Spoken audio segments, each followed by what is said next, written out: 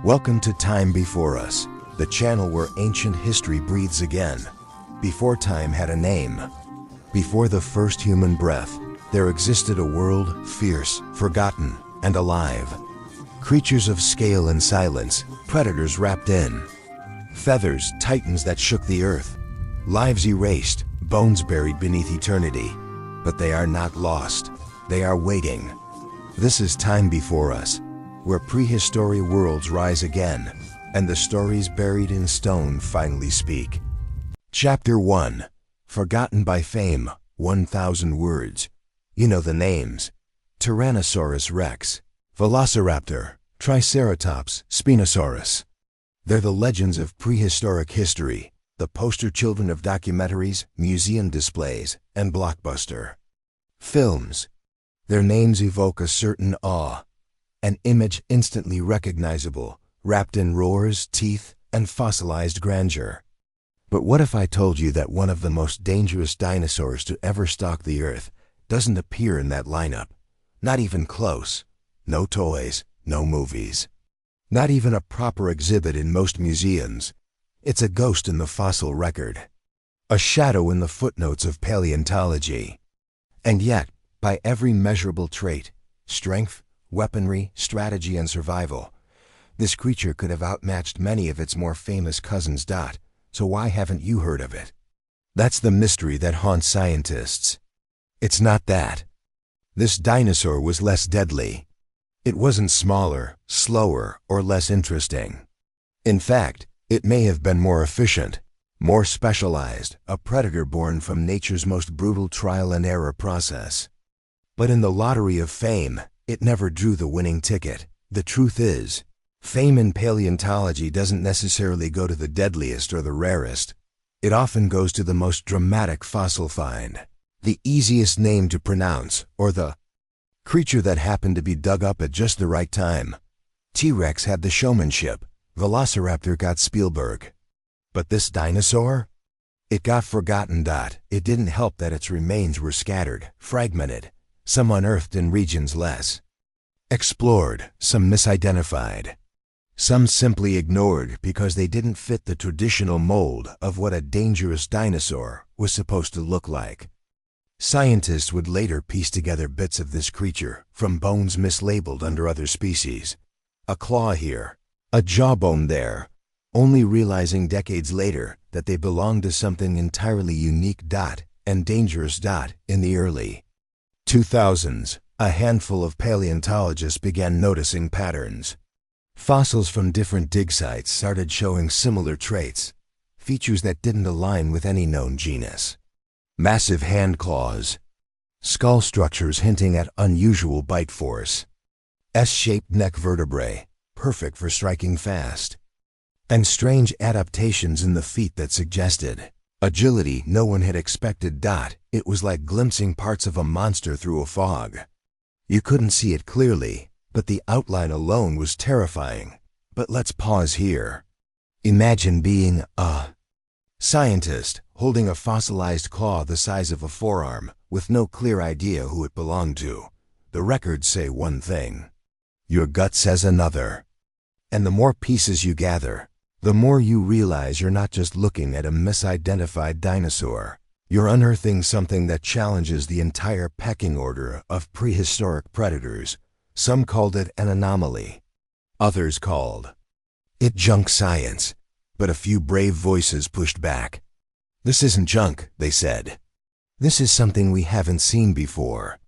That's when the mystery deepened. See, the bones didn't match the classic silhouette of T-Rex or Allosaurus.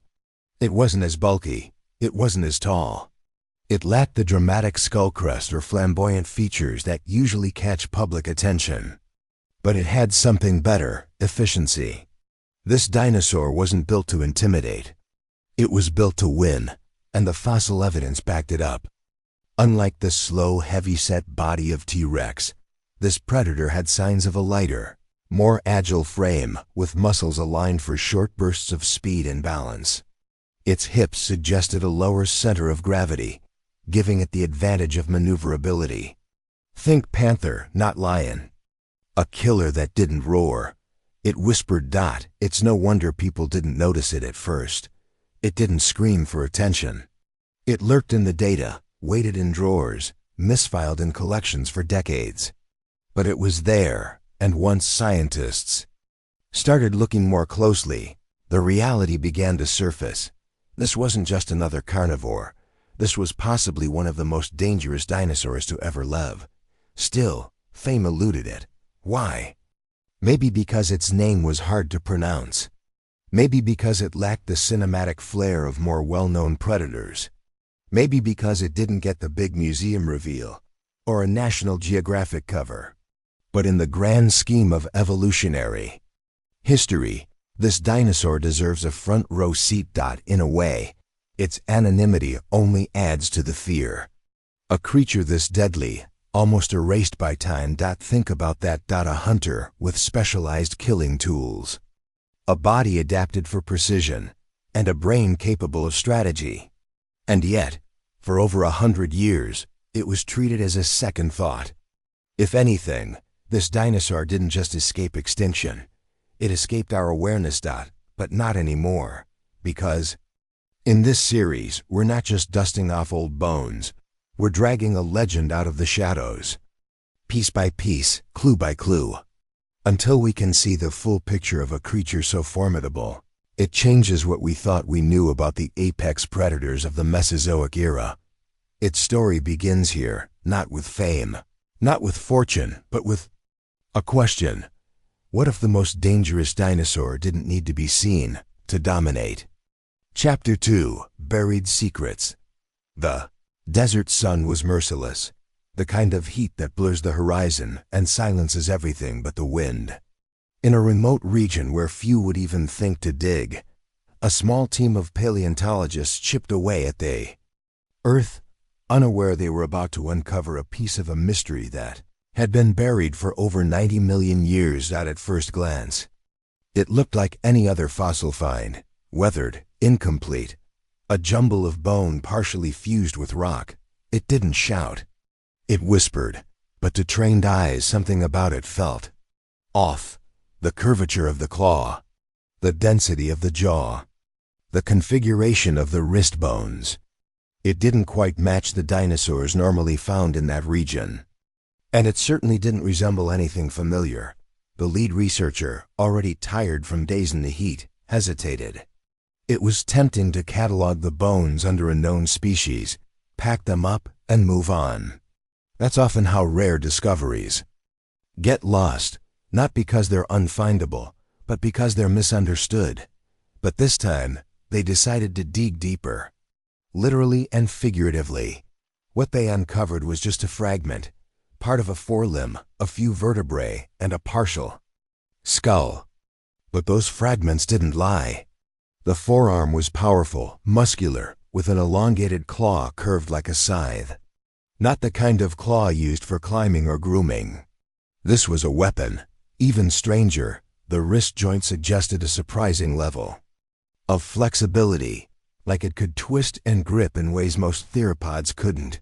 That was rare. Unheard of, even. And it hinted at a level of dexterity that didn't align with the typical image of a lumbering carnivore. Still, the remains weren't enough to label it something new. Not yet, so the bones were documented, stored, and shipped back to a university archive where they sat in drawers for years. That's the thing about science. Sometimes discovery doesn't begin in the dirt. It begins in the shadows of forgotten storage rooms. Nearly a decade later, a graduate student studying limb evolution happened to stumble across the archived specimens. Looking for patterns, he noticed the forearm's unusual proportions and compared it to dozens of other theropods. Something clicked. The bones didn't match the species they were labeled as. Not even close. Excited, he pulled records from other dig sites, older discoveries, fragments that had been dismissed or categorized under catch-all genera like Megaraptor or Neovenator.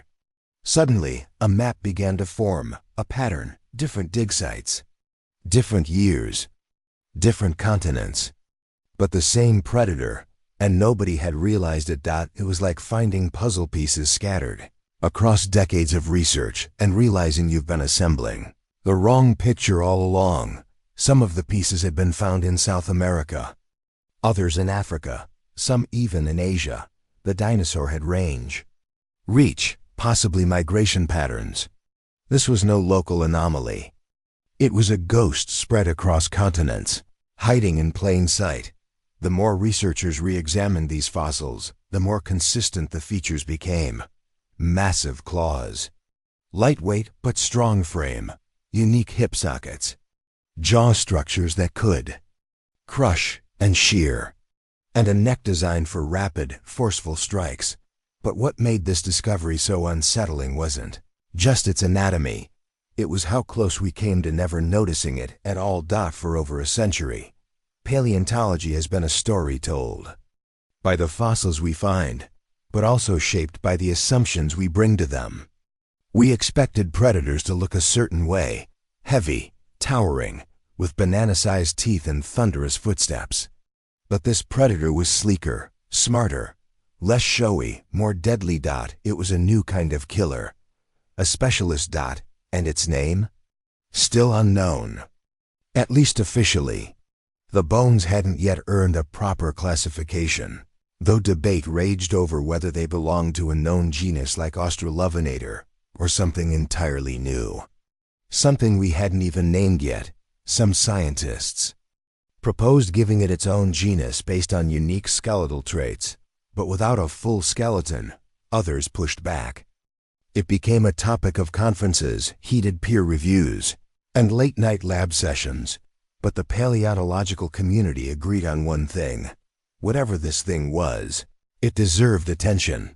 Suddenly, this dinosaur went from an overlooked drawer specimen to a priority. Expeditions were refunded. Museums dusted off old bones. Students dug into archives across the world. And slowly, the picture sharpened. More skull fragments, more claws, a partial femur, teeth, thin, blade-like, designed for slicing through muscle, not bone. Not the bone crunchers like T-Rex, but a precision assassin, like a prehistoric scalpel on legs. And that was the chilling part.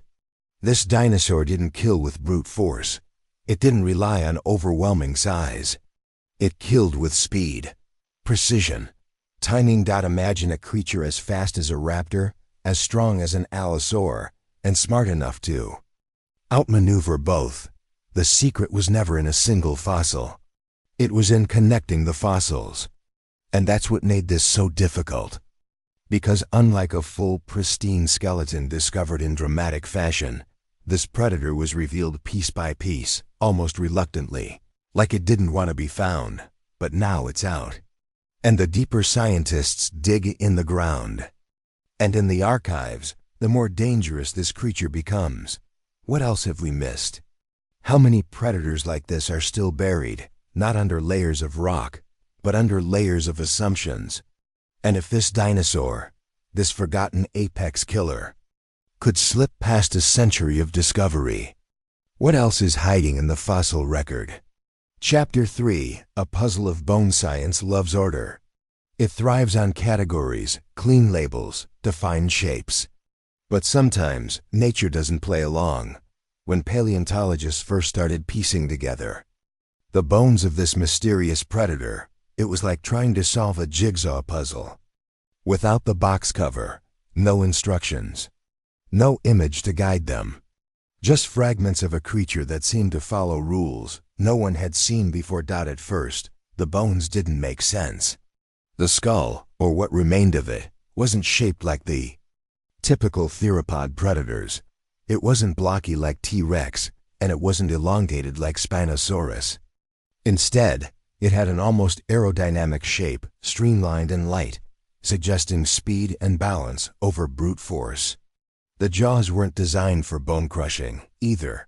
They were built to slice, to sever, to end things quickly. The teeth added another layer of confusion. Serrated, thin, blade-like, perfect for slashing through muscle. But they weren't the teeth of a scavenger or a sluggish predator. These were the teeth of an animal that didn't just feed. It hunted, it specialized. And it needed prey alive long enough to bleed, not long enough to struggle. Then there were the claws, long, curved, sharpened by time but clearly once lethal. One fossilized forelimb in particular stopped researchers cold. The claw was nearly a foot long, not counting the rest of the hand. And unlike many predators that use their jaws as primary weapons, this creature seemed built to kill with its arms. The arm bones were thick, muscular, and connected to shoulders that suggested a wide, powerful range of motion. This wasn't just a slashing weapon, it was a grappling tool. Imagine being a small ornithopod or a juvenile hadrosaur, minding your business near the edge of a forest. And then, from the tree line, silence, then motion. In a flash, curved. Claws pin you down, the jaws find your neck, and it's over. No roar, no chase. Just precision and silence. But still, the full picture was missing. What made this even more frustrating for researchers was that the bones never came from one neat location. They were scattered across continents, found in isolation, often misclassified under other species. Some were lumped in with neovenatorids. Others were assumed to be odd megaraptorans. But no one put the entire creature together, not until someone started asking the right questions. What if those bones didn't belong to different species at all?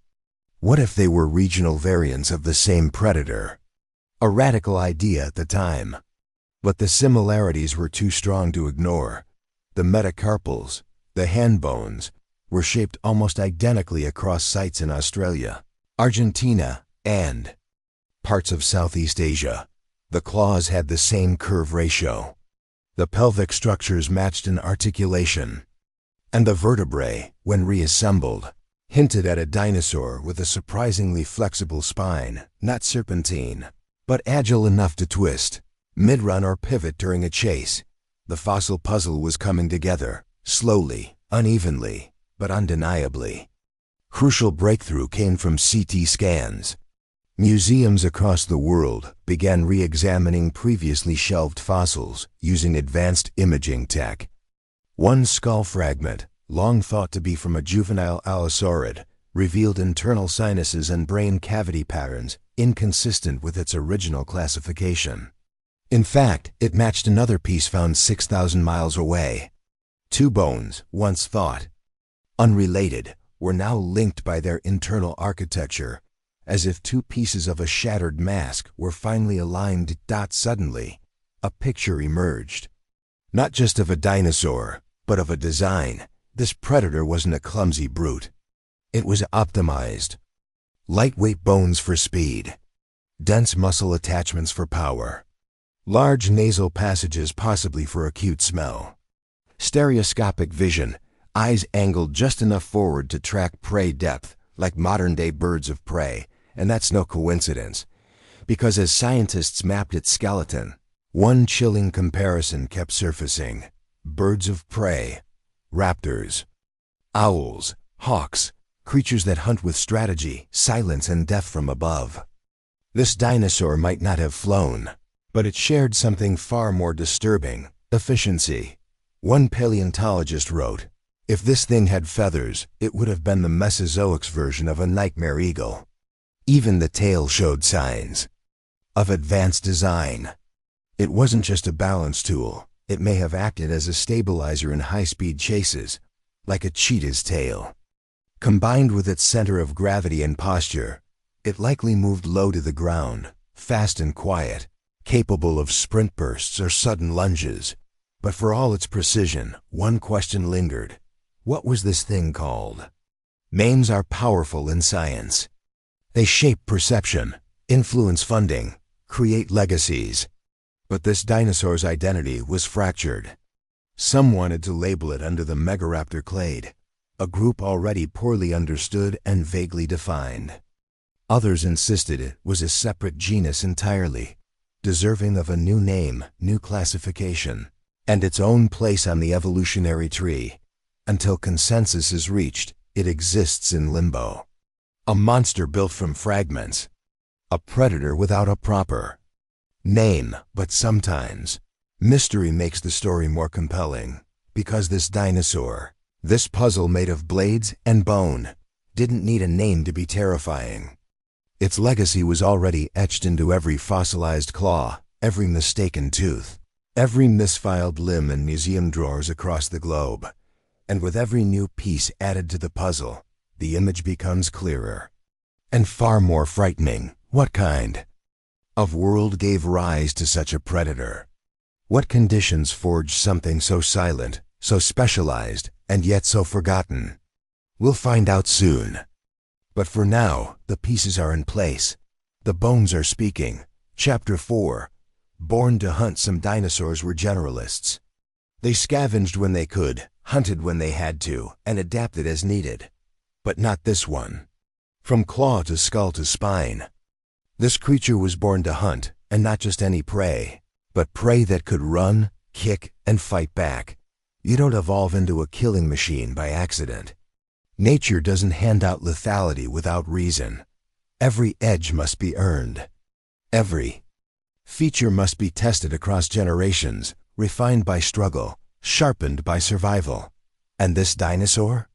It was the result of a relentless, unforgiving arms race. Let's start with the skull, not the biggest, but proportioned for speed and precision. The snout was long and narrow, reducing weight. This wasn't built for brute chomping like T-Rex. It was designed for slashing, for opening wounds that would bleed out prey quickly. The jaw structure suggested fast strikes, likely snapping forward with a whipping motion. Its teeth? Thin and curved backward like fish hooks, perfect for gripping flesh and pulling it deeper into the throat with every movement. Now move down to the neck. You'd expect a predator of this size to have a thick, rigid neck for supporting the skull, but instead, it was cyst-shaped and highly flexible. That's not an accident. A flexible neck means one thing: range of motion.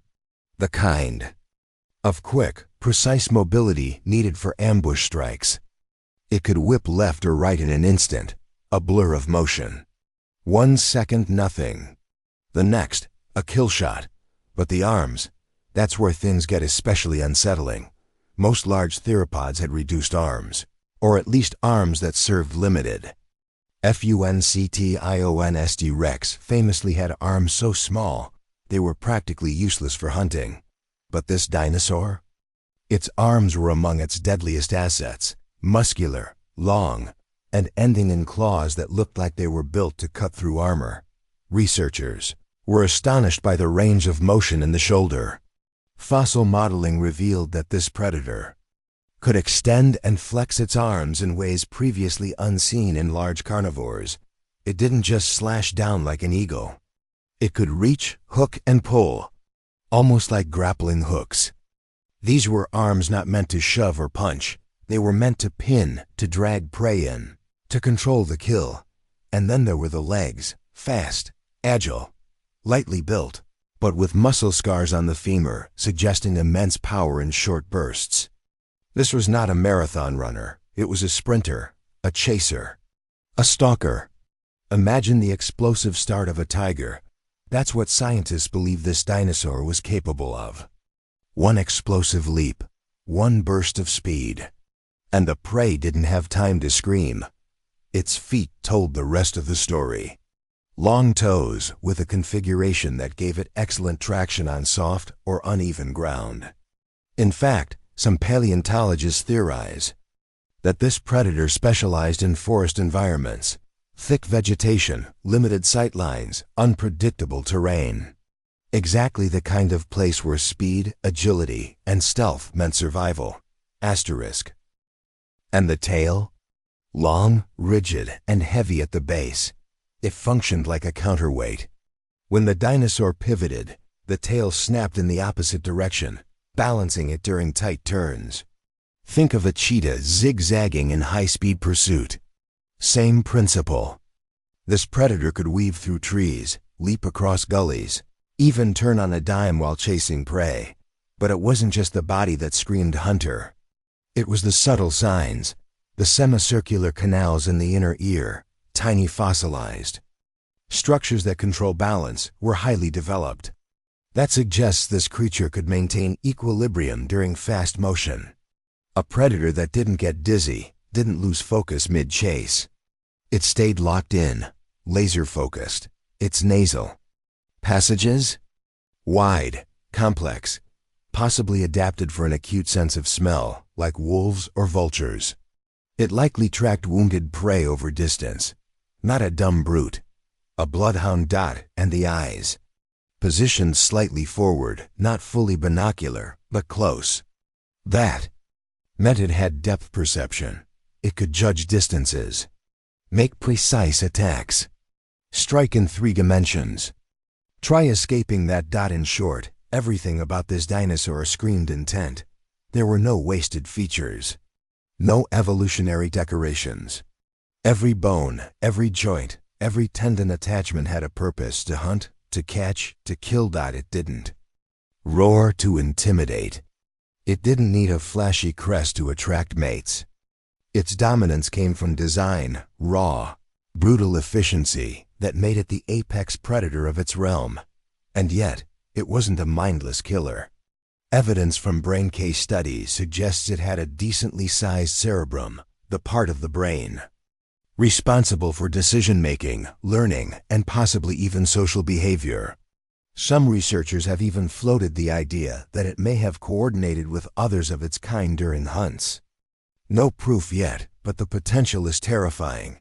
Imagine a group of these things, not just hunting, but planning, watching, waiting, then striking in concert like wolves in the night. It makes you wonder, what did its prey see in those final moments? Nothing but trees, then a blur, then claws, then silence.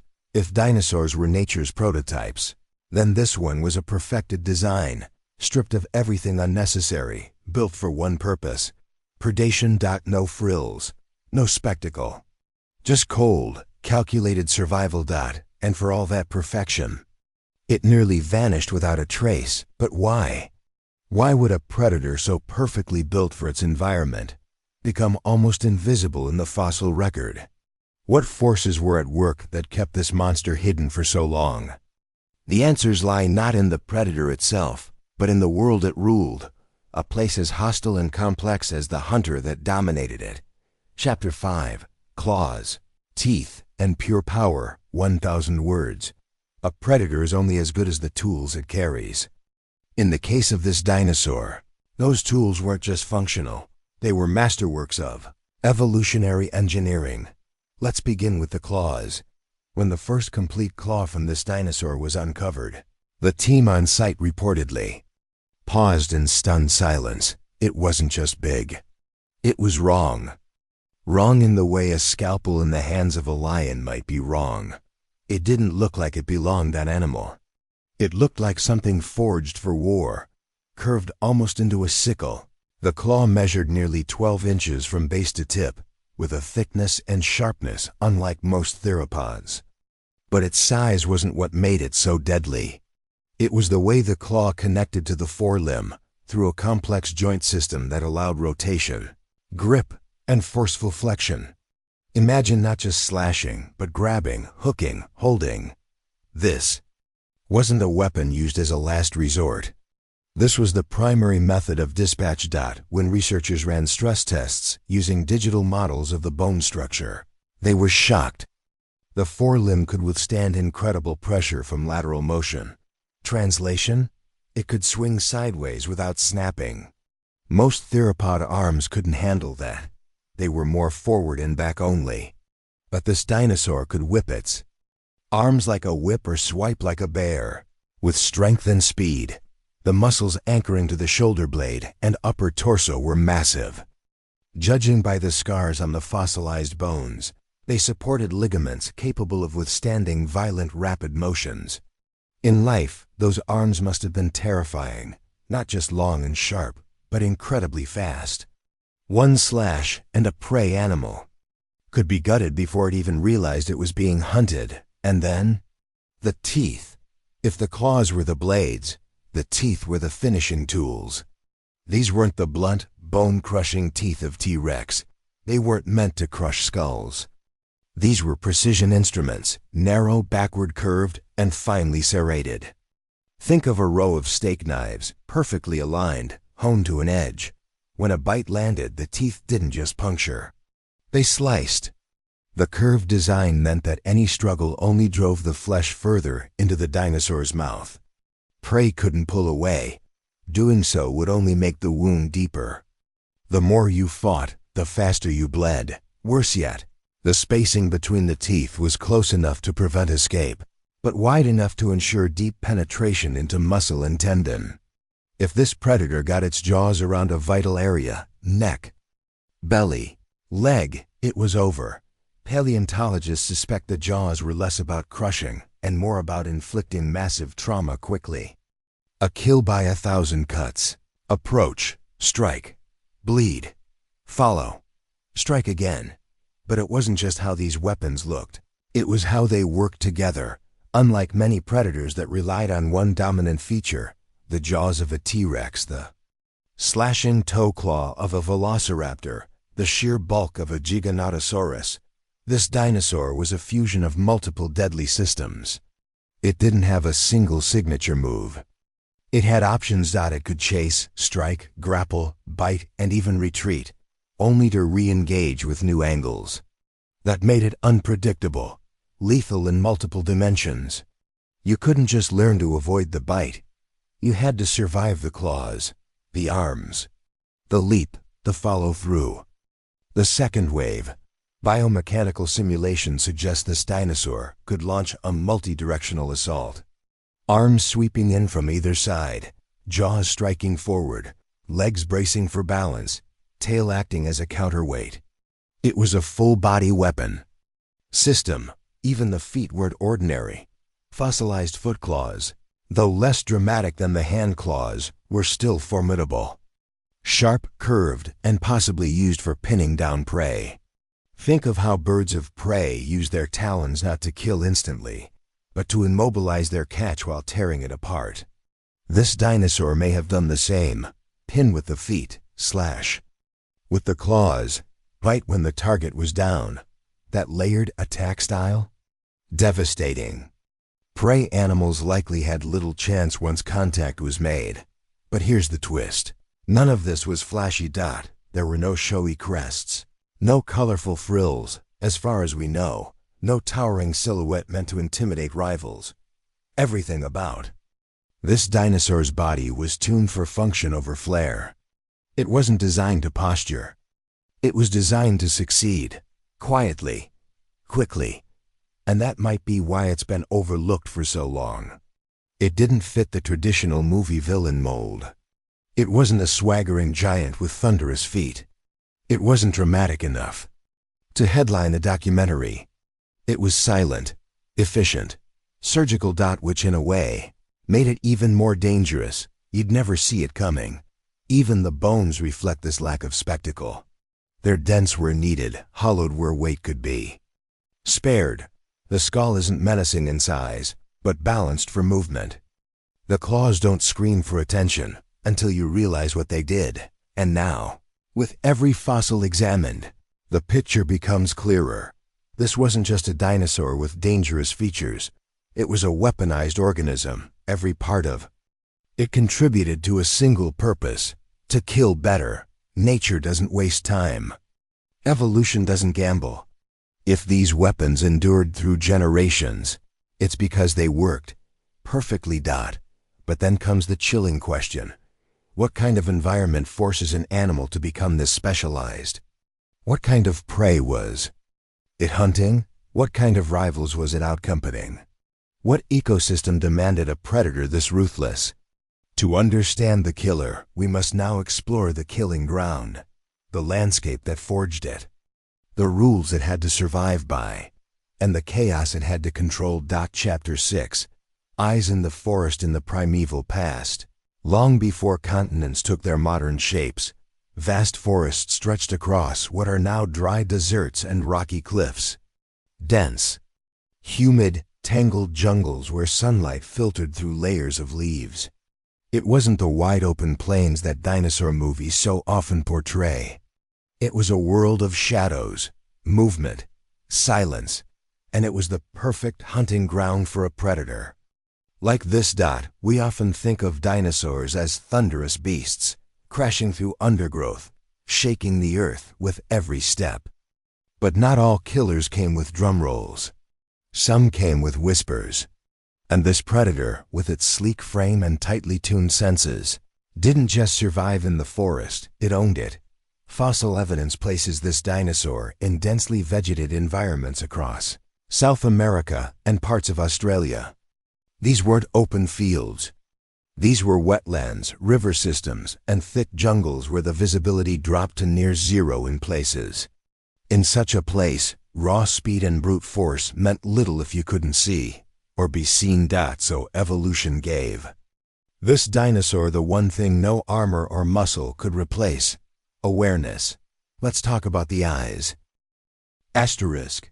The orbital sockets of this dinosaur's skull, where the eyes once sat, are large, forward-angled, and deeply set. That suggests an animal adapted for stereoscopic vision, the ability to judge depth, distance, and movement in 3 dimensions. In a jungle setting, that's not just helpful, it's essential. Imagine chasing prey through a forest. Vines hanging, roots underfoot, thick branches overhead. One wrong move, one missed step, and you're either injured or you've lost the chase. This dinosaur, however, was adapted to move through that chaos like water through a stream. It saw the paths, calculated distances, reacted to movement with split-second precision, and the size of the eye sockets hints at another adaptation: vision in low light. Think dawn, dusk, the time when most prey animals let their guard down. The golden hours of the hunt. Modern-day nocturnal predators, like owls, leopards, and crocodilians, have similarly large orbs for pulling in ambient light. This dinosaur may not have been nocturnal, but it almost certainly hunted during those in-between hours, when darkness was just enough to provide cover. But not too dark to see. But sight wasn't the only sense it had sharpened. Its nasal passage was complex, long and winding, with a large olfactory chamber. That chamber is what houses the nerve endings tied to smell. In modern animals, a bigger chamber means a more powerful nose. Wolves, vultures, sharks, they all have it. And so did this dinosaur. It could smell prey, smell wounds, smell fear perhaps. It could follow the faintest trail, stalk for miles, and wait, silent and invisible, until the moment was right. Even the structure of the inner ear hinted at forest mastery. Specifically, the semicircular canals responsible for balance and coordination were especially well developed. That meant one thing: stability in motion. Running at speed over unstable terrain, this dinosaur could make tight turns, duck under branches, even leap across logs, and land without losing control. Think of a forest cat. Think of how it flows through a jungle, its paws barely making a sound. Now scale that up to a 2-ton dinosaur, equipped not just with claws and teeth, but with perfect control. And what about its movement? Here's where things get eerie. Bone reconstructions show long, narrow hips and legs built for stride efficiency, not just sprinting in open space, but threading through tight, narrow gaps. The arms were positioned in such a way that they could be held close to the body when not in use, reducing drag through brush. The tail, as mentioned before, was stiff and counterbalanced, aiding in rapid changes of direction. But most chilling of all, the foot structure. Unlike flat-footed giants, this predator walked on narrow digits, toes tipped in claws that suggest minimal ground impact. Fossilized footprints attributed to related species show quiet steps. No deep impressions. No chaotic scarring of the earth. It walked like a ghost. Fast when it needed to be, but otherwise practically silent. Now imagine that for a moment. You're a small herbivore in a misty, ancient forest. You hear nothing, smell nothing. But somewhere nearby, hidden in the leaves, a pair of eyes is watching, calculating, moving inch by inch. Not because it's unsure, But because it knows it has time, it doesn't need to rush. It's done this before. You twitch your ear. Look around, and then nothing, because it's already behind you. Some scientists have even speculated whether this dinosaur relied on ambush more than pursuit. It had the speed to chase, yes, but its body suggests something more patient, more controlled. It likely crept up, got close, then struck with overwhelming force. A blur of motion, 1 or 2 slashes, and it was done. It didn't roar. That's a myth of the movies. No killer announces itself before the kill. It didn't stomp. It stalked. It waited for the forest to cover it, for the prey to step into range, for silence to do half the work. And that is what makes this dinosaur so dangerous. Not just that it had claws and teeth, but that it knew how to use them at the right time, in the right place, and without being seen. Predators like that don't just survive. They dominate. But in every jungle, no matter how skilled the hunter, there are others, other predators, other killers, fighting for the same prey, the same territory, the same dominance. Which begs the next question. What happens when this dinosaur met its match? Chapter 7. The Prehistoric Battlefield. The forest was never quiet. Not truly. Every rustle of leaves, every distant call, every crack of a branch held a message. For prey, it was a warning. For predators, it was opportunity. But for one particular killer, it was the pulse of war. Because in this dense, dangerous world, survival wasn't guaranteed, not even for the most perfect predator. Why? Because it wasn't alone. For decades, we romanticized the idea of the lone apex hunter, the undisputed king of its ecosystem. But nature rarely works that way. Ecosystems are messy, competitive, violent. And this predator lived in one of the most dynamic periods in Earth's history, the late Cretaceous, a time when continents were shifting, climates were changing, and predators were everywhere. This was not a world of comfort. It was a battlefield. And every kill was a risk. So who did this dinosaur compete with? Let's start with the obvious. Other carnivores. In parts of South America, for instance, it would have overlapped with Mapasaurus, a giant carcharodontor, nearly 10 meters long and weighing over 3 tons. Bigger, heavier, and equipped with powerful jaws designed to take down even large sauropods. But Mapasaurus was not built for tight forests. It likely dominated more open spaces, moving in coordinated packs, at least according to some fossil interpretations, and relied on size and strength. Our forest predator, by contrast, didn't play the same game. It was faster, more agile, and far more surgical in its attacks. In a confrontation, it might not win in a head-on battle, but it wouldn't engage that way either. It would vanish before a conflict began. Still, there was overlap, competition for prey, territorial crossings, and likely occasional clashes. In Australia, where similar fossils have been found, this predator might have contended with giant crocodiliforms, not the sluggish swamp dwellers of today, but active, semi-terrestrial hunters capable of charging short distances and ambushing from cover. Against something like that, speed and foresight were critical. One mistake near the water's edge, and even the most evolved killer could become prey. Then there were the raptors, smaller, faster, more numerous. A USDR-ORAPTOR, for example, was a toothy, feathered hunter from Argentina that some believe may have hunted in packs. Though not as physically imposing, the danger of multiple coordinated attackers can't be overstated. Pack hunters bring different rules to the table. They distract, exhaust, overwhelm.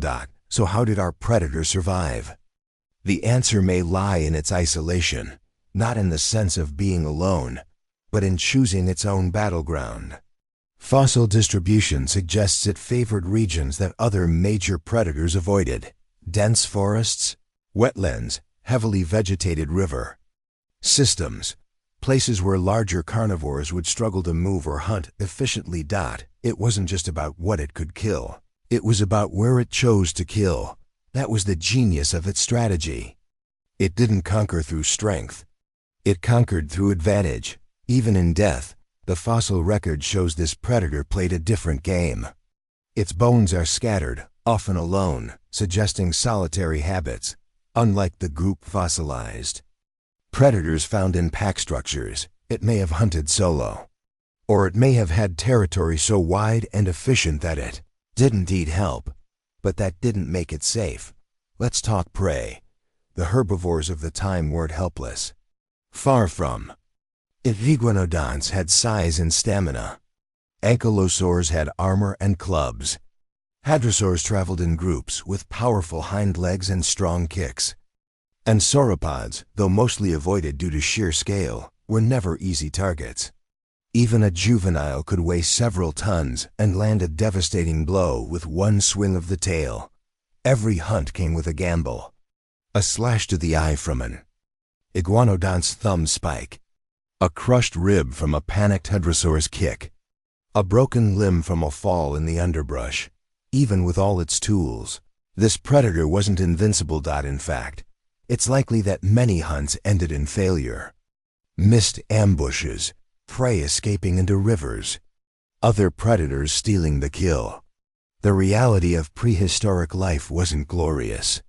It was chaotic, brutal, often short-lived. And then there were the unknowns. The fossil record is far from complete. For every dinosaur we know, there are dozens we don't. Creatures with claws we haven't measured, brains we haven't studied, behaviors we've only guessed at. Who's to say what rivals truly haunted those forests? Some paleontologists believe we've only scratched the surface of the predators that existed alongside this dinosaur. Partial remains hint at other theropods, perhaps smaller but venomous, perhaps more social, perhaps smarter. And yet, through all of this, our mystery predator endured.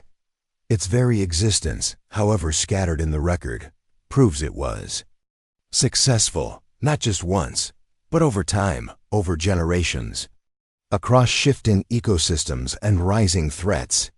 It didn't win every battle, but it survived the war. What made it truly dangerous wasn't just its claws or its stealth. It was its adaptability. Its ability to pick its fights, to strike only when the odds were perfect, to live another day. Even today, you can imagine that ancient battlefield. The sound of insects, the humid air, the calls of distant herbivores echoing through the trees. And in the silence, somewhere in the canopy's edge, a shape frozen in the shadows. Watching, the battlefield may have changed, but the rules? The rules were always the same. Eat or be eaten. Chapter 8, The Vanishing Predator, for all its power, precision, and dominance. The most shocking truth about this dinosaur isn't how it hunted. It's how it disappeared. Not in the way species go extinct. That's expected. That's nature. But how it vanished from memory, from textbooks, from popular imagination. How one of the deadliest predators to ever stalk the earth was nearly lost in the dust of forgotten bones. And that raises a haunting question. How do you lose a killer like this? To understand its vanishing, we have to return to where it was first. Found not in a dramatic headline-grabbing fossil bed, but in isolated, incomplete fragments. A claw here, a tooth there, an arm bone, half eroded, misclassified. For decades, these pieces were scattered across museums and collections, often mislabeled or ignored. They didn't fit expectations. They weren't blockbuster fossils. See, paleontology is just as much about interpretation as it is about discovery. And for a long time, dinosaurs were viewed through a very narrow lens. Predators had to look like T-Rex, big, bulky, loud. Or like Velociraptor, small, fast, cunning. There was little room in the narrative for something in between. Something stranger. This dinosaur didn't scream for attention. It didn't have massive teeth or an absurd sail on its back. It didn't look like a dragon. It looked like a puzzle no one wanted to finish. And so, It vanished into drawers. Its bones were folded into other genera, into broad, catch-all categories like Megaraptor or Neovenator, where they could be explained away as variants or regional types. And once a fossil is categorized, it's often left alone. Studied, stored, forgotten. It took decades and technology to break that cycle. Enter digital analysis, CT scanning, 3D fossil reconstruction, techniques that could see through the rock, that could compare microstructures between bones found continents apart. Suddenly, that claw from Argentina looked a lot like one found in Queensland. That jawbone in a European collection? A perfect match for a spine. Fragment in Chile. The dinosaur had never disappeared. We just weren't looking at it right. But even as scientists began to piece it together, resistance remained. Classifying a new genus, especially one composed of fragments, is difficult. It invites debate, pushback. Paleontologists, like all scientists, are cautious by nature. They want certainty. And this dinosaur didn't play by those rules. Even now, it exists in a taxonomic gray area. Is it a distinct genus? A branch of Megaraptor? A new family entirely? The arguments rage on in journals, conferences, and late night emails. But slowly, the tide is shifting. As more fossils emerge, some partial, some tantalizingly complete, the outlines of a true identity are forming. And the name, once an echo, is beginning to take shape. Still, the vanishing act isn't just about bones. It's about narrative. This dinosaur didn't fit the story we'd written about prehistory. We like our monsters big and obvious. We want clear villains. This one didn't roar. It crept. It strategized. It ambushed. And it did so in places no one was looking. Its habitats, deep forests, dense river valleys, are among the least explored fossil regions on Earth. Why? Because they're difficult. The preservation conditions are harsh. Fossils decay. Bones are crushed. The ground shifts. That alone explains why so few complete skeletons have ever been found. Even now, modern paleontology is biased toward open environments, badlands, deserts, places where erosion naturally exposes bones. The quiet places this dinosaur lived. They hide their dead. In a very real sense. It didn't go extinct just once. It went extinct again and again. Every time a fossil was ignored. Every time a drawer stayed closed. Every time a dig site was passed over because it didn't fit the mold. But that's changing. Young researchers, armed with new tools and fewer assumptions, are digging into forgotten places and forgotten data. They're finding patterns others missed. They're connecting dots once thought unrelated, and the predators coming back into focus. But why does it matter? Because this dinosaur isn't just a scientific curiosity. It's a warning. It shows us how easily our picture of the past can be distorted, not by lack of evidence, but by lack of imagination, by expectations, by comfort. It reminds us that evolution doesn't follow our narratives, that some of the most dangerous creatures in history weren't the loudest, weren't the biggest. They were the most efficient, and sometimes the most overlooked. It forces us to ask, how many others have we missed? How many drawers hold claws from unnamed killers? How many dense forests, buried beneath cities or lost to time, once echoed with the footsteps of predators we've never even imagined? The vanishing of this dinosaur isn't just a historical footnote. It's a call to humility, a reminder that the past is far bigger, far stranger, and far more complex than we give it credit for.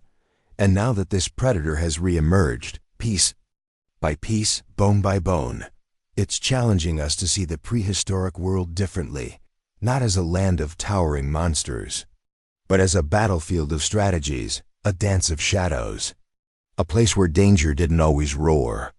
It waited. It waited in the trees. It waited in the dark. It waited in the bones. Chapter 9.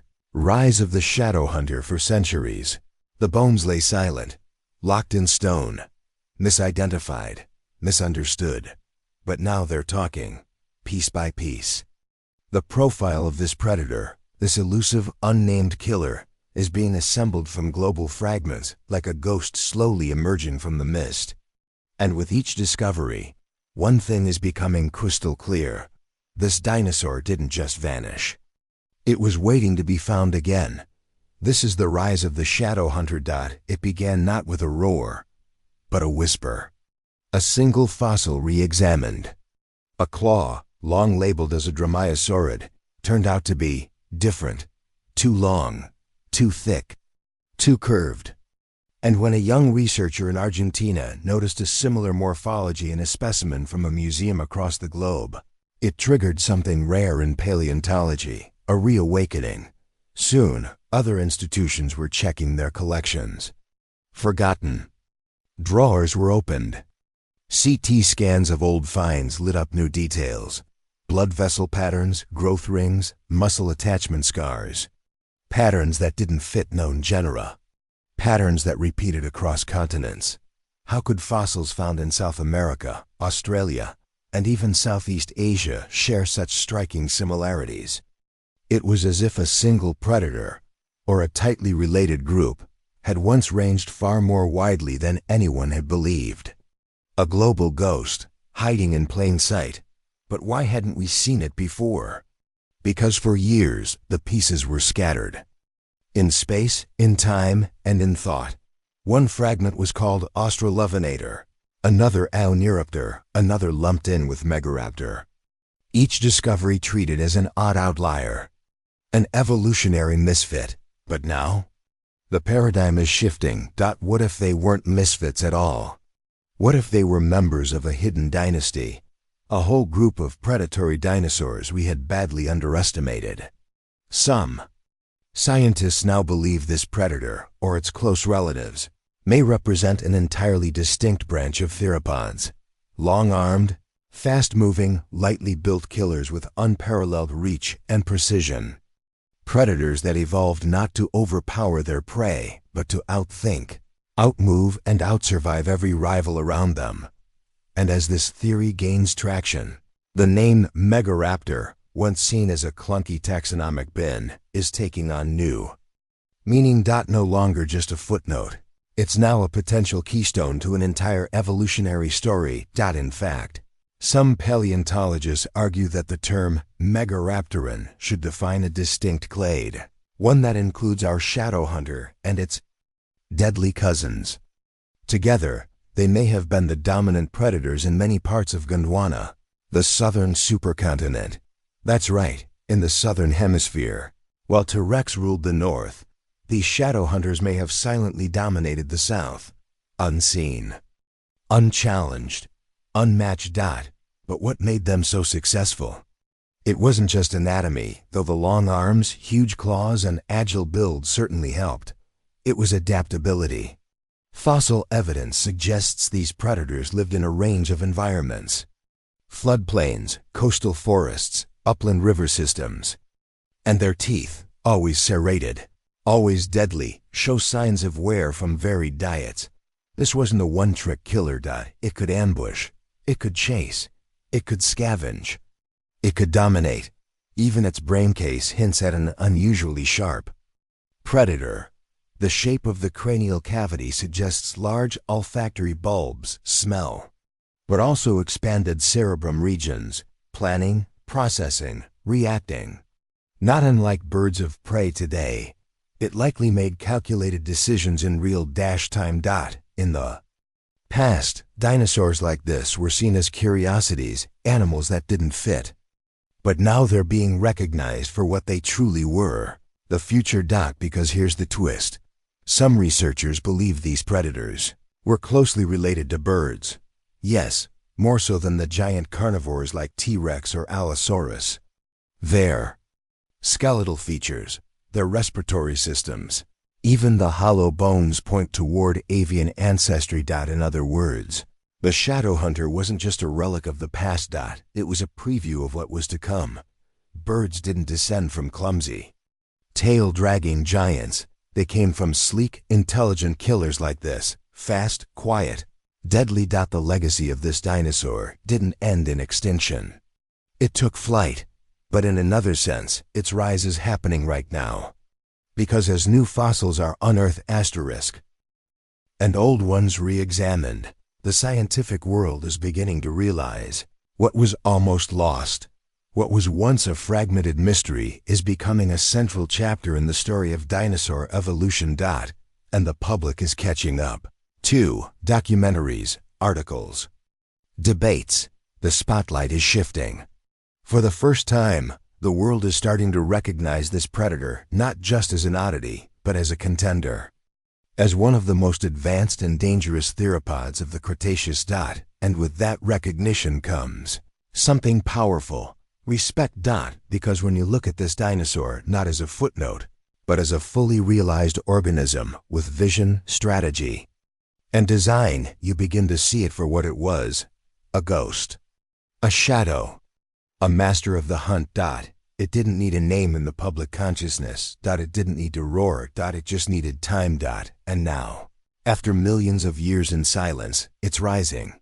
Not from the ground, but from obscurity. Its claws are sharp again. Its teeth gleam in the fossil record. And its legend is only beginning. Chapter 11. Evolution's chosen weapon across the endless timeline of Earth's history. Most creatures come and go in silence. They change, adapt, evolve, or they vanish. But every so often, something emerges that is so perfectly suited to its environment, so finely tuned to its role, that nature seems to pause. No more edits. No more adjustments. Just perfection. This dinosaur was one of them. Not the biggest, not the strongest, but something more terrifying than brute force: efficiency. Every feature on its body, every bone, claw, and tooth reflected millions of years of precise evolutionary work. It wasn't a fluke. It wasn't a failed experiment. It was a weapon nature chose, forged, and been sharpened for the final chapters of the Cretaceous. When we look at its lineage, the story becomes even more astonishing. While other predatory groups were constantly reinventing themselves, getting bigger, bulkier, or more armored, this lineage followed a different path. One that emphasized agility, intelligence, and finesse over mass. That may explain why, even in the shadow of apex predators like Giganotosaurus or Mosasaurus, this killer not only survived, it thrived. Let's break down how evolution built this creature, and why it didn't need to change much once it arrived. The arms that defied convention. By the time most large carnivorous dinosaurs reached their peak, something curious had happened. Their arms were shrinking. Tyrannosaurus rex had famously puny forelimbs, vestigial tools that were no longer crucial to the kill. Instead, it relied on its massive skull and crushing jaws. But this predator, the Megaraptoran lineage, went in the opposite direction. Its arms were long, almost unnervingly so. Some species had arms that stretched nearly as long as their legs, ending in three-fingered hands tipped with enormous claws. But they weren't just big. They were mobile. Their shoulders were set in such a way that they could rotate forward and backward, unlike the more restricted range of motion in T-Rex or Carnotaurus. That meant this predator could slash in wide arcs, grab with strength, and manipulate prey with surprising dexterity. Why did it evolve this way? The answer lies in precision hunting. Unlike brute force killers that charge their prey head-on, this dinosaur likely used a combination of stealth, speed, and limb flexibility to ambush, strike, and retreat with surgical effectiveness. Evolution didn't ask it to get stronger. It asked it to get smarter, to hit where it hurt most and disappear before retaliation. Streamlined for speed. Look at the skeleton. Long, slender femurs. Light, hollow bones. A narrow, bird-like chest cavity designed to hold air sacs, similar to what we see in modern birds. All signs point to an animal designed not for sheer bulk, but for speed and endurance. While massive predators could hit impressive speeds in short Bursts, this dinosaur may have been able to sustain a high-speed chase over longer distances. That's a game-changer in a dense forested ecosystem. Quick, explosive predators were useful in open plains. But in tight quarters, in mud, underbrush, and tangled roots, you needed balance. Flexibility, adaptability, this dinosaur could shift its weight with grace. Its long tail acted as a dynamic counterbalance, aiding rapid turns and tight maneuvers. It wasn't a tank. It was a fighter jet in a world of buses. Teeth of a technician. Another clue lies in the teeth. They weren't built to crush bone like T-Rex. They weren't serrated in the same way as typical allosaurids either. Instead, they were narrow, curved, and sharp, designed not to break, but to slice. That tells us a lot. This dinosaur didn't try to overpower massive prey. It didn't need to crush skulls or snap spines in a single blow. It was a bleeder. A precision killer. One clean slash to a major artery. One deep cut into muscle. It let biology do the rest. In the fossil record, we find prey bones with slash marks that match the claw arc and jaw structure of megaraptorans, evidence of surgical strikes, not chaotic attacks. And unlike predators that relied on brute force bites, this one likely inflicted multiple wounds in seconds and then stood back as its victim weakened. That's not just effective. It's lethal strategy at its finest. Evolution through stability. Here's where things get even more fascinating. From the mid-Cretaceous to the very end, megaraptorans didn't change much. Sure, they varied in size depending on region and species.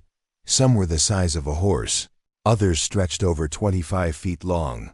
But the overall body plan remained stable. Why is that important?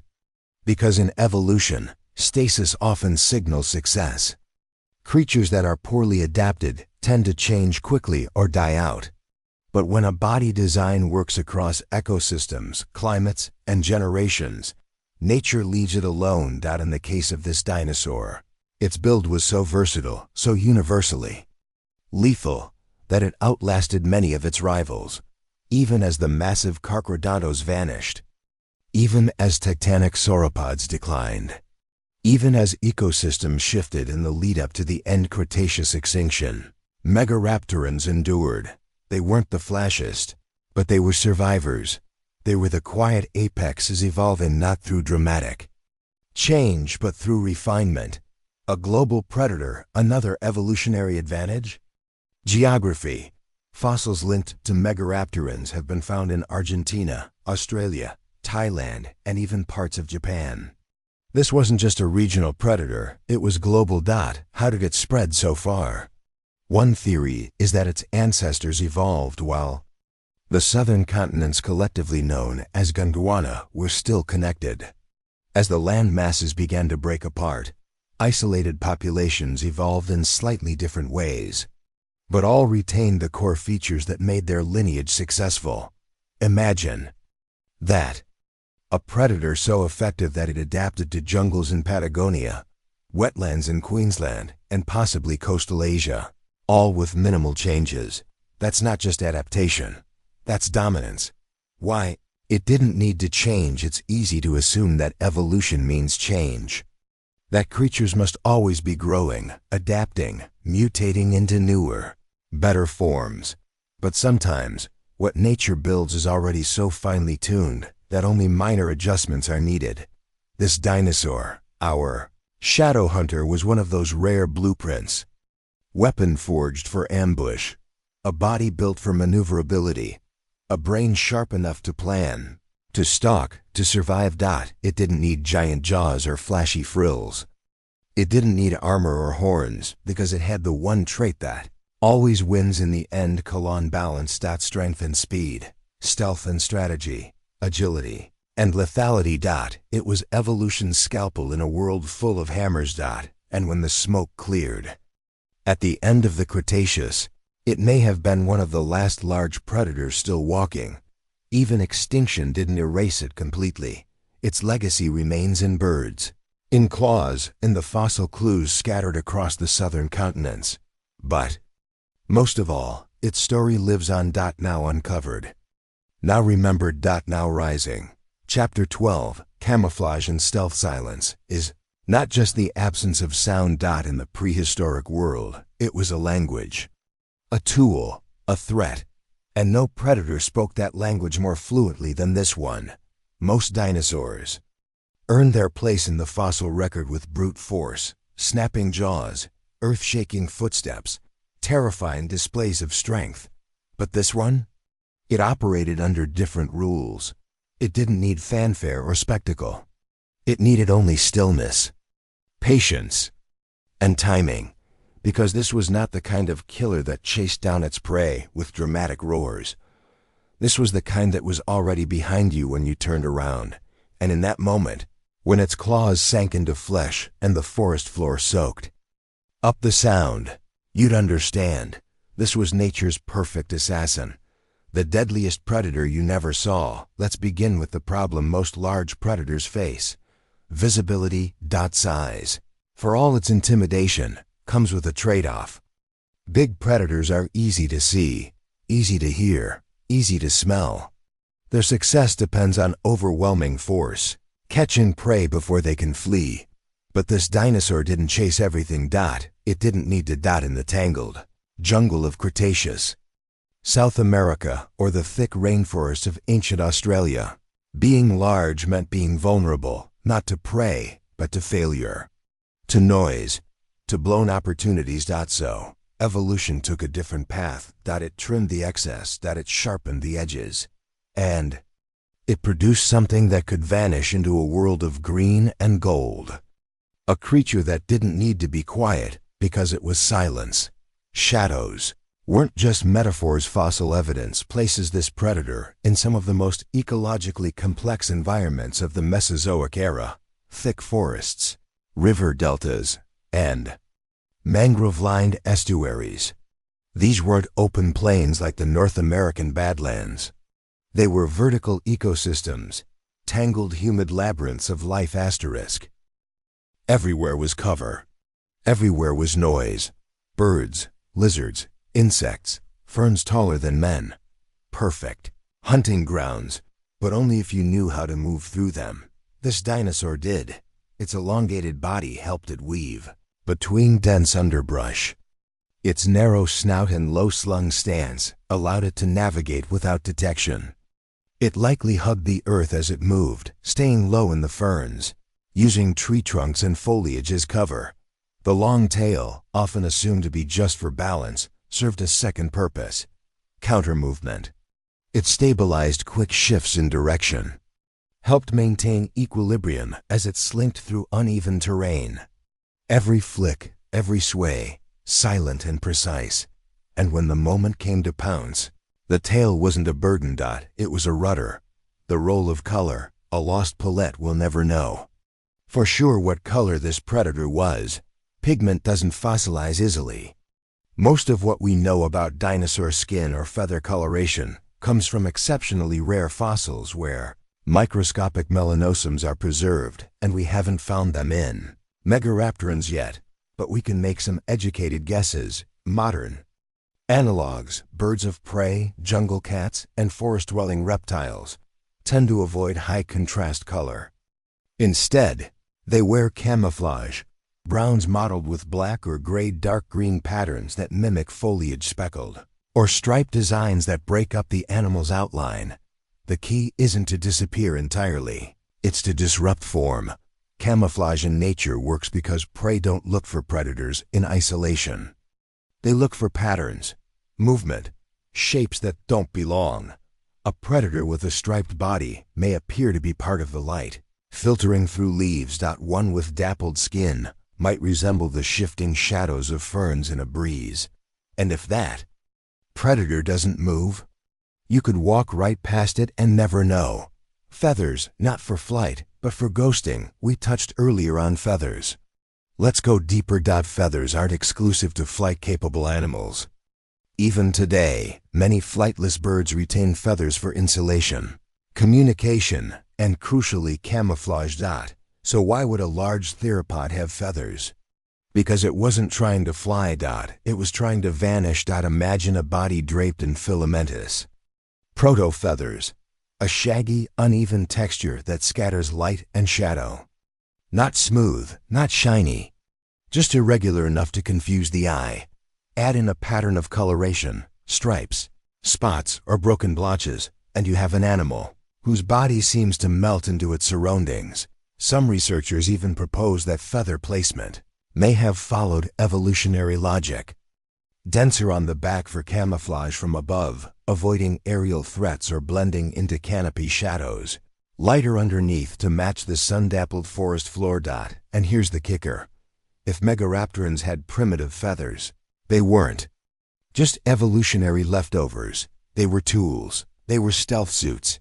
Ears that heard like a hawk. Visual stealth is just one part of the equation. To be a true ambush predator, you need to detect prey without revealing yourself.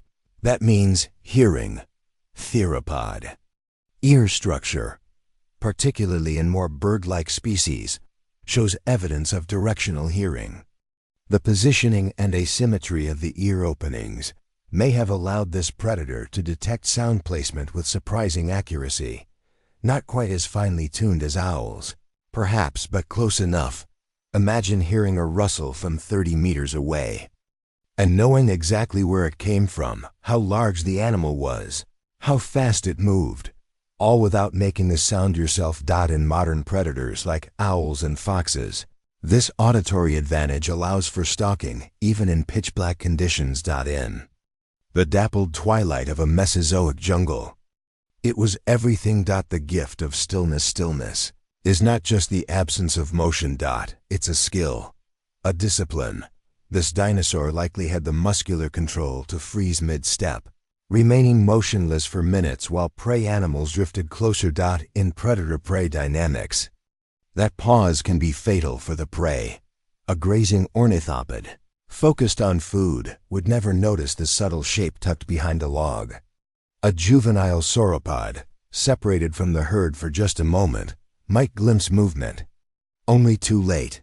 Some paleontologists suggest this predator could flatten itself, crouch into the forest floor, lower its profile, mask its scent with mud or vegetation. If true, that would make it one of the only known large theropods to use active concealment. It didn't need speed until the final second. It needed invisibility. Until then, soundless steps. What good is a hunter who can see and hear everything if every step gives it away?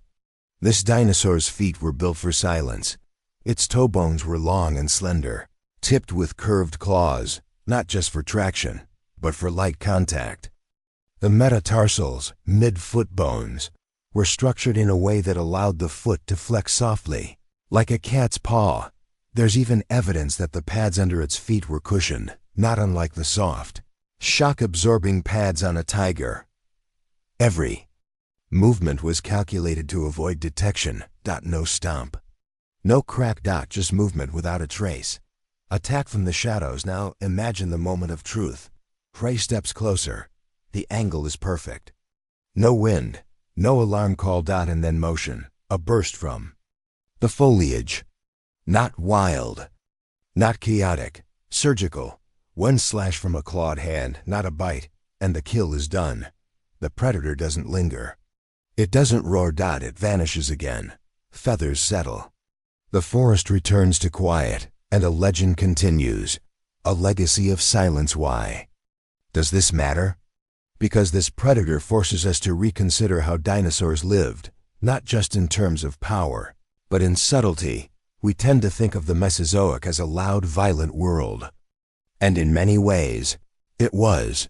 But creatures like this prove there was also nuance, deception, psychology, a kind of intelligence that doesn't show up in jaw, size, or thigh bones, but in how an animal hunted. This dinosaur was not an accident of evolution. It was a masterpiece. Predator that could walk through a jungle and leave no sound behind.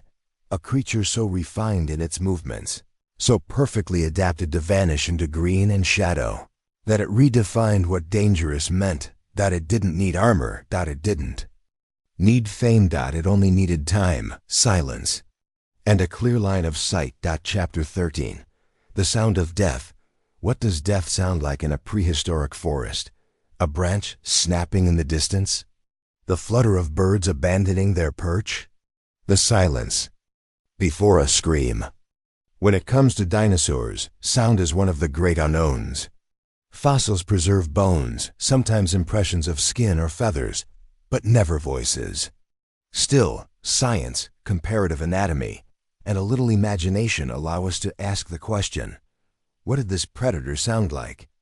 Was it a screamer like a hawk, piercing the jungle with a territorial cry? A low, guttural growl that warned rivals from miles away? Or was it something worse, something quieter? Let's follow the clues. No roar in the rock Hollywood made us believe. That dinosaurs roared like lions. That a creature the size of a bus would bellow with the fury of 1,000 engines. And while that makes for good cinema, the science doesn't back it up. The truth is, we have no direct evidence that dinosaurs roared in the mammalian sense. In fact, many scientists now believe most theropods, especially bird-like ones, sounded more like modern birds or crocodilians than jungle cats. This predator, based on its anatomy, likely fell closer to that bird-croc line than the roaring brutes of fiction, which means it may never have roared at all. A clue in the skull. Let's zoom in on the fossilized skull. Inside, paleontologists study the brain case, the hollow space where the brain once sat. But near it are structures even more telling: the resonating chambers, nasal cavities, and the shape of the windpipe. Some theropods had elaborate nasal passages, twisted, tube-like structures capable of modulating airflow. These are similar to the sinuses in birds and reptiles that help shape sound. Certain duck-billed dinosaurs even had massive crests filled with air canals, effectively using their skulls as musical instruments. Our predator didn't have a crest, but it did have an elongated snout and potentially air sacs in its skull and chest. This suggests it was capable of deep, low-frequency sounds, the kind you feel more than hear. Think of the low booming of an alligator during mating season, the kind of call that vibrates through water and ground alike. Some birds, like the cassowary, produce similar low rumbles that can travel long distances through dense jungle. That may have been the sonic signature of this predator. Not a roar, not a scream, a rumble that crept through the trees like thunder, with no lightning. Silence as strategy. And yet, there's a twist, because this predator may have chosen not to use its voice. Not often, at least. Its entire anatomy screams stealth. Its environment demanded discretion. Its prey was alert, fast, and prone to panic. A sudden call or sound could have blown its cover. So why make noise at all? The answer lies in timing. It may have had a voice, even a powerful one, but rarely used it, perhaps to warn rivals, to signal a mate, to communicate during rare social interactions. But during a hunt? Nothing. The most terrifying killers in nature today don't announce themselves. The owl is silent. The tiger purrs before it strikes. The wolf growls after the kill is secured. This predator likely followed the same rulebook. The sound of death wasn't its voice. It was the snap of underbrush, the final gasp of a prey animal, the wet thump of claws hitting their mark. The myth of the raptor scream. Thanks to Jurassic Park, many people associate raptor-like dinosaurs with shrill, clicking, screaming noises. But those sounds were invented, a mix of dolphin squeals, walrus bellows, and distorted bird calls. Asterisk. What would a real megaraptoran sound like? We can't be certain. But based on studies of their closest living relatives, birds and crocodiles, here are the most likely candidates: low-frequency rumble, a vibration-like call that could resonate through dense vegetation; hissing, used to deter threats or during confrontation; grunting, short, low calls used in communication or during feeding; clicking, snapping, not vocal, but created by jaw motion or claw movement during display. Notice What's missing? No high-pitched screams, no mammal-like roars. What we're left with is an animal that, if it made sound at all, did so with intention. Not drama. Communication in the shadows. But what if this predator wasn't always alone? We've seen hints, speculative but not impossible, that it may have coordinated with others. If megaraptorans were social hunters, as discussed in Chapter 10, they would have needed ways to signal without giving up their position. Birds today do this in fascinating ways. Subsonic pulses, low rumbles felt more than heard, body posture, raising feathers or frills to signal readiness, foot vibrations, rhythmic thumps on the ground to warn or summon. Even in the silence, there may have been a language, but it wasn't built for drama. It was built for survival. The unheard fear. Imagine walking through a Cretaceous jungle. You don't hear a roar. You don't even hear rustling leaves. But then something changes. The birds fall silent, the insects still. A pressure builds in your chest, a tremor you can't place. Then a low vibration. Not from above, not from around you. From beneath you. Something is nearby. Watching. Waiting. And then, without warning, a shape explodes from the undergrowth. You don't hear it scream, only your own.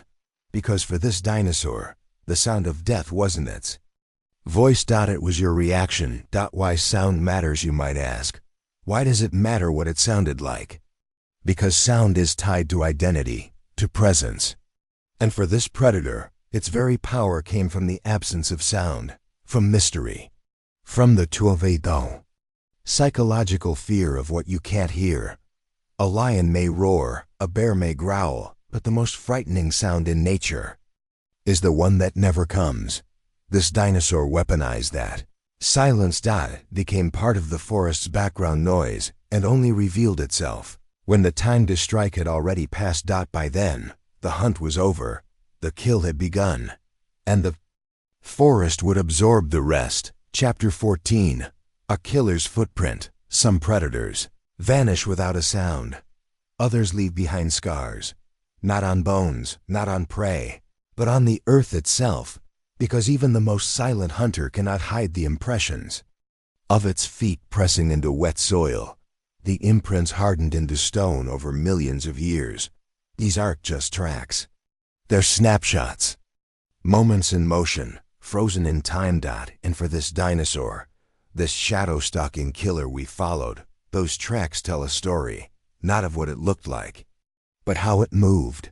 When bones can't talk, the ground can. Fossils are precious, but skeletons don't always show us what an animal did. They give us structure, not behavior.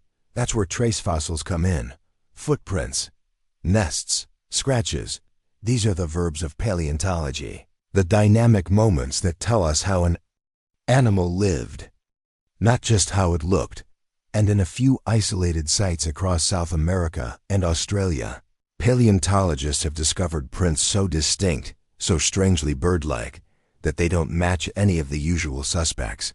They're not from hadrosaurs, not from abelisaurs, not even from known allosaur relatives. They're long, narrow, three-toed. Lightly pressed, as if the animal that made them was moving quietly, not charging. Some of these tracks line up with the exact size, stride, and toe arrangement expected from a megaraptoran, which means we may be looking at the ghost's footprints, the shape of a hunter's step. Let's break down what makes these tracks special. First, the toes, 3 forward-facing, slender digits with sharp claw impressions. Not wide like a duck's, not heavy like a tyrannosaur's, built for precision. The central toe, the middle digit, is the longest, showing a strong forward-driving step. This is the same toe configuration seen in modern fast-running birds, like emus and ostriches. Second, the heel pad, or rather, its absence. In many of the suspected megaraptoran tracks, there's barely any evidence of a rear heel strike.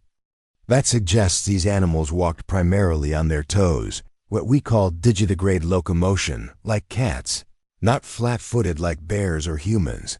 This posture allows for quieter, more deliberate steps. It also supports faster sprinting over short distances. Then there's the stride. Some trackways show a slight inward angle, with the feet aligned close to the center line of the body, almost like the dinosaur was walking a tightrope.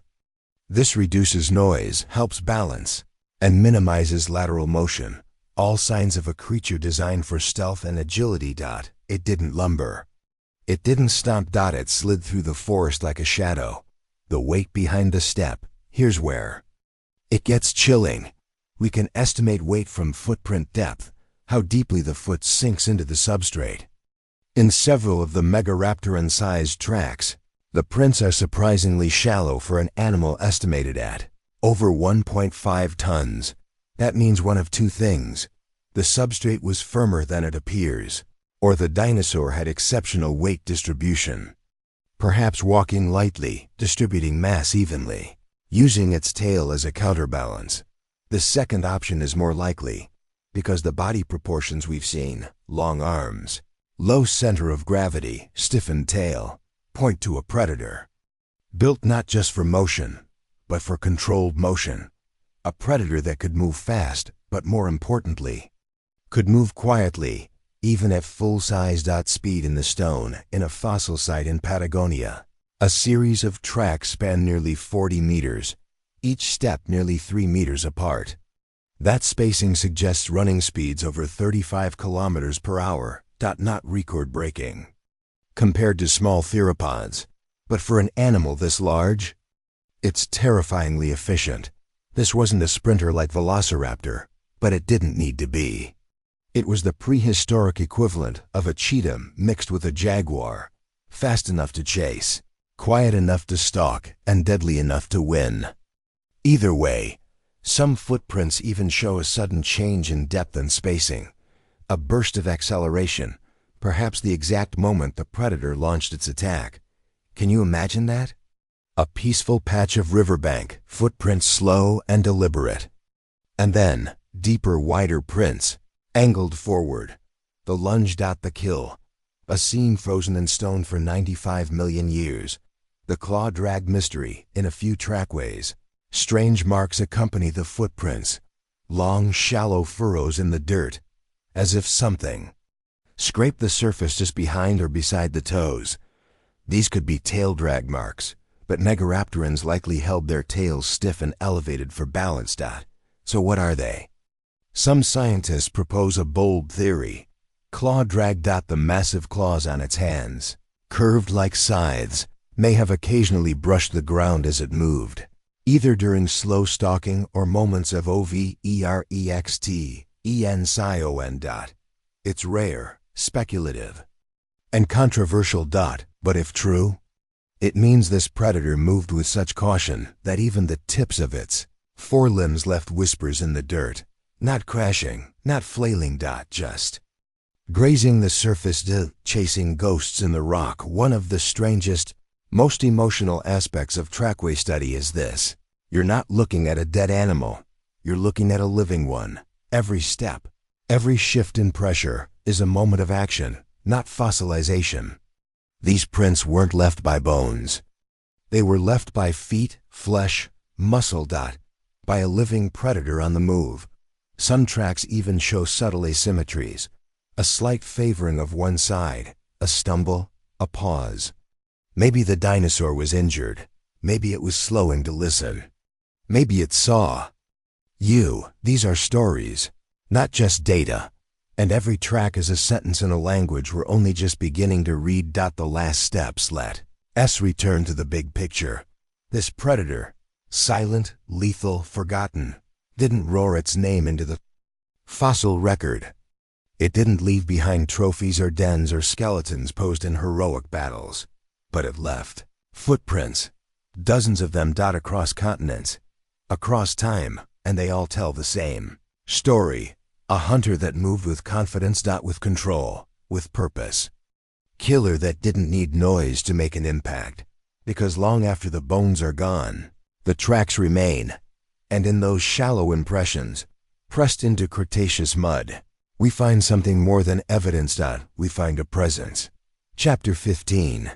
The mystery of the vanishing fossils. It's hard to fear something you cannot see, and yet, in the case of this dinosaur, one of the most dangerous predators that ever lived, that's exactly what makes it so haunting. Because this wasn't a creature lost to imagination, myth, or legend. It was real. It lived. It killed, it dominated, and then it vanished. Not in a fiery extinction event, not in a massive die-off, not in some epic fossilized tableau like T-Rex or Triceratops. It vanished in a far quieter, more frustrating way.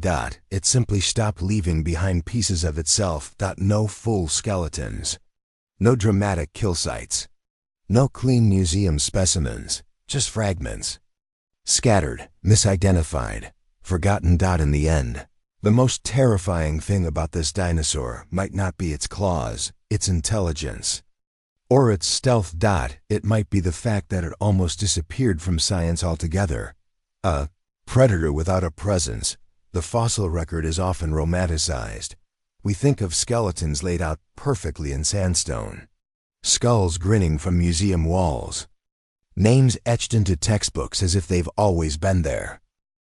But that's not how paleontology works. For every T-Rex, there are a dozen predators whose stories remain untold, not because they weren't extraordinary, but because we barely found them at all. This dinosaur, possibly a member of the Megaraptoran family or a closely related offshoot, sits at the center of that paleontological black hole. It existed. We know that now, but barely. And the question that keeps scientists up at night is, why? Fossils are flukes, not facts. Let's start with the reality of FOSSILIZATION. Most animals that die don't become fossils.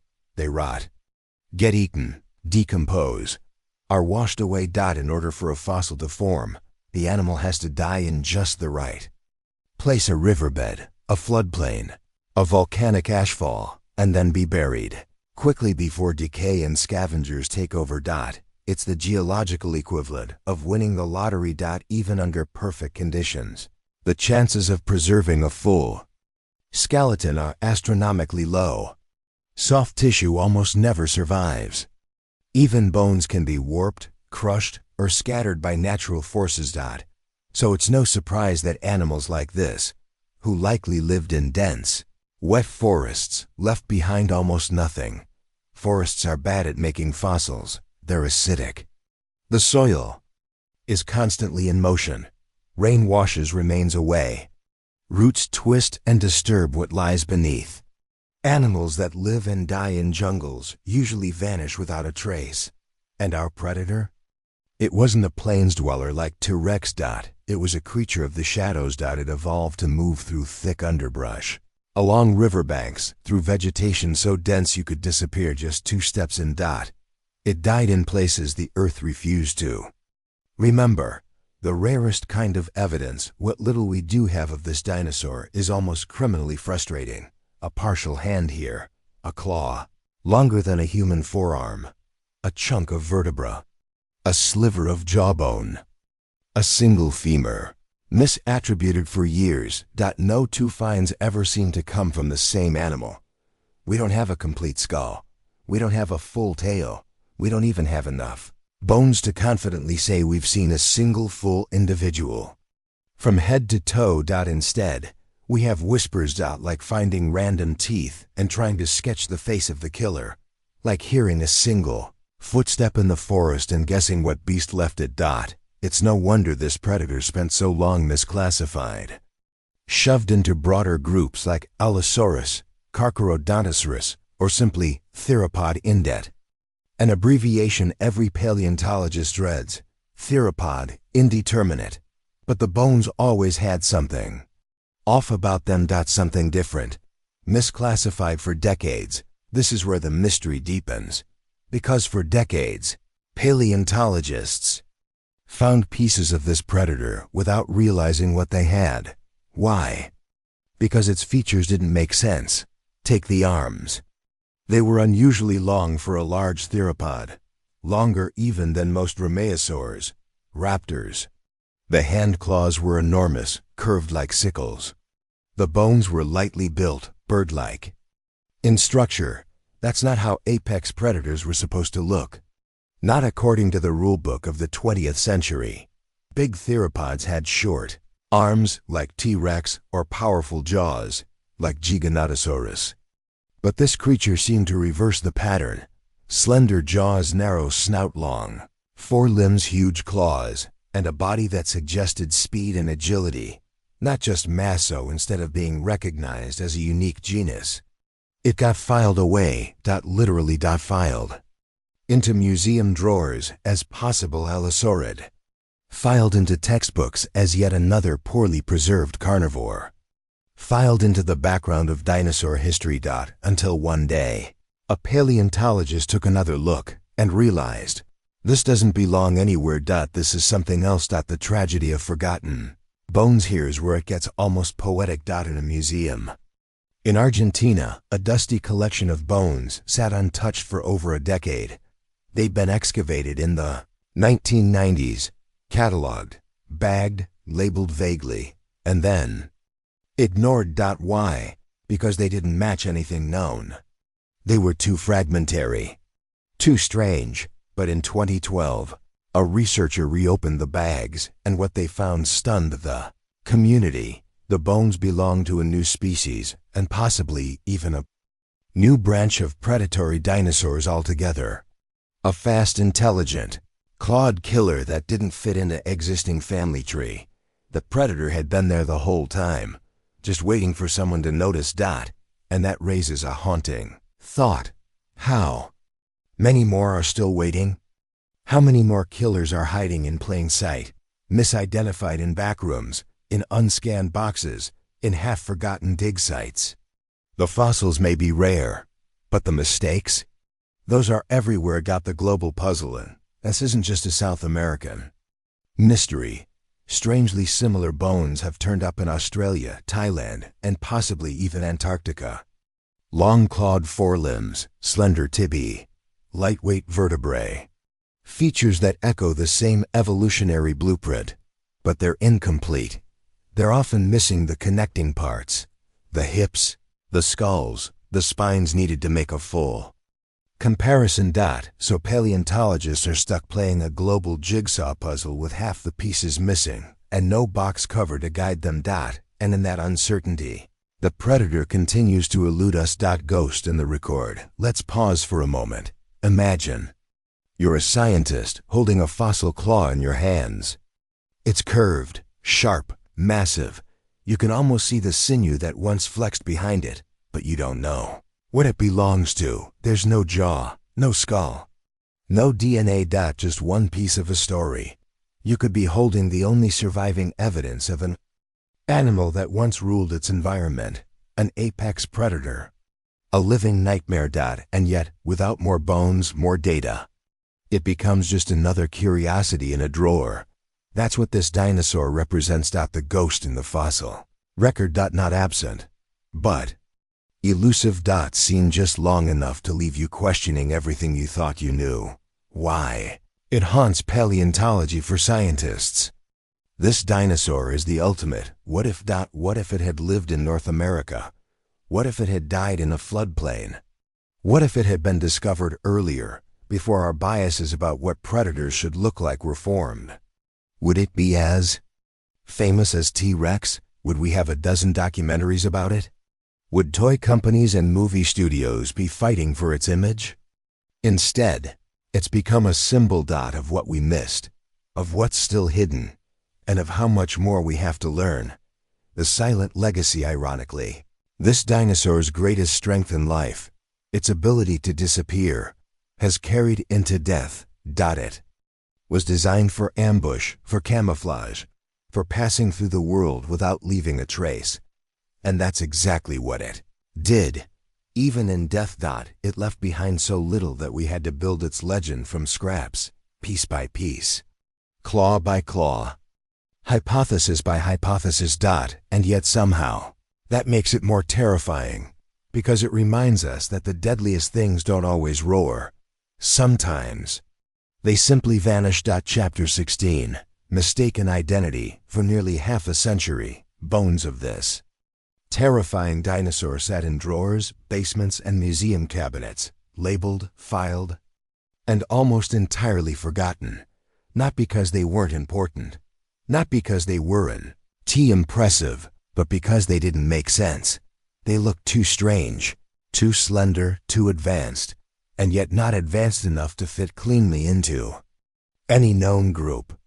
So instead of being recognized for what they were, evidence of one of the most specialized predators of the Cretaceous, these bones were cast into scientific limbo, misclassified, misnamed, misunderstood. It's one of the eeriest chapters in this dinosaur story. Because while the creature itself is gone, its identity crisis haunted the very people trying to understand it. Let's go back to where this all started. A bone that didn't belong in the late 20th century. Paleontologists in South America were digging in familiar ground, layers that had yielded abelisaurids, titanosaurs, and the occasional ankylosaur fragment. Then came a claw, long, curved, razor-thin. At first glance, it resembled something you might expect from a dromaeosaur, a raptor, but it was far too big. Raptors in the southern hemisphere weren't supposed to get this large, and the associated bones, a partial hand, some vertebrae, didn't match the raptor blueprint either. Too robust in places, too delicate in others. It was like looking at a chimera. So what did the scientists do? They labeled it as a poorly preserved allosauride. Close enough. Box checked. On to the next find. But this was no Allosaurus, and the clues were just beginning to pile up. Fitting the wrong puzzle. This was the problem. Every time a new piece of the mystery surfaced, it was viewed through the lens of what we already believed. Science, for all its rigor, is still conducted by humans. And humans come with bias. In the 1980s and 90s, the dominant belief was that large predatory dinosaurs followed certain evolutionary lines. You had your tyrannosaurs in the north, your abelisaurids and carcharodontos in the south, and a few leftover allosaurids scattered throughout. Anything that didn't fit got wedged into one of those categories anyway. And our predator? It didn't just not fit. It broke the rules.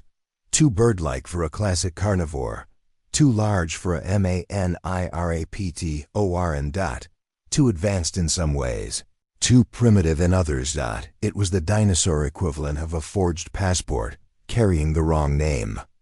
Traveling through history unnoticed. A hand unlike any other one. Of the biggest turning points in this mistaken identity saga came when a nearly complete forelimb was uncovered in Patagonia. It was bizarre.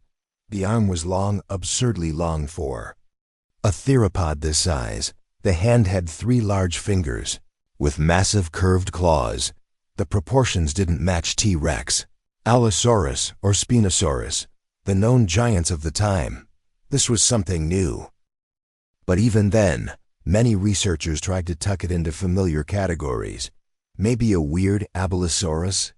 A malformed Giganotosaurus? It took years before scientists finally admitted this wasn't part of anything known. It was a new branch of the dinosaur tree, something we hadn't even realized was missing.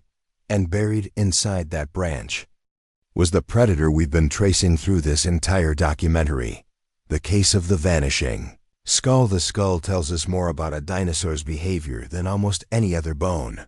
And in this case, the lack of a full skull nearly doomed our understanding of the predator entirely. What we did find, a partial snout, some isolated teeth, told a strange story. The snout was narrow and elongated, almost crocodile-like. The teeth were small, but serrated, suggesting a slicing, not crushing, feeding style.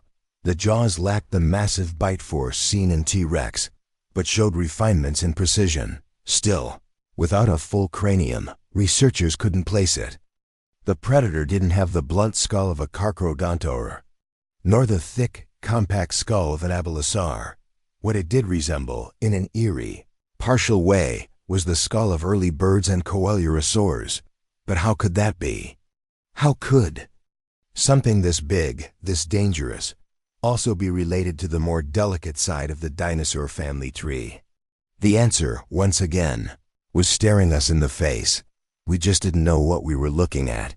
The turning point, rewriting the tree finally. In the early 2000s and 2010s, paleontologists started reassembling the puzzle with fresh eyes. They realized something incredible. This predator wasn't just a misfit. It was part of an entire lineage that had been overlooked. The group became known as Megaraptoridae, not because they were true raptors like Velociraptor, but because their enormous hand claws resembled them. And within that group sat several enigmatic genera. Australovinipora, Forophrapha, had been found separately, labeled differently, misunderstood in isolation. Together, they formed a pattern, and at the center of that pattern was our dinosaur, a predator so refined, so specialized, and so stealthy that even scientists spent decades calling it the wrong thing. How many are still hidden? Here's the most chilling question of all. How many fossils have we misnamed? How many bones sit in museum drawers right now, mislabeled as Allosaurus or Giganotosaurus, when they're really something else? How many predators like this one are still masquerading under borrowed identities? The reality is that paleontology is an ever-evolving field. New techniques like CT scanning, 3D modeling, and phylogenetic software are helping us catch these mistakes, but many fossils have yet to be re-examined. Many are still waiting for a second opinion.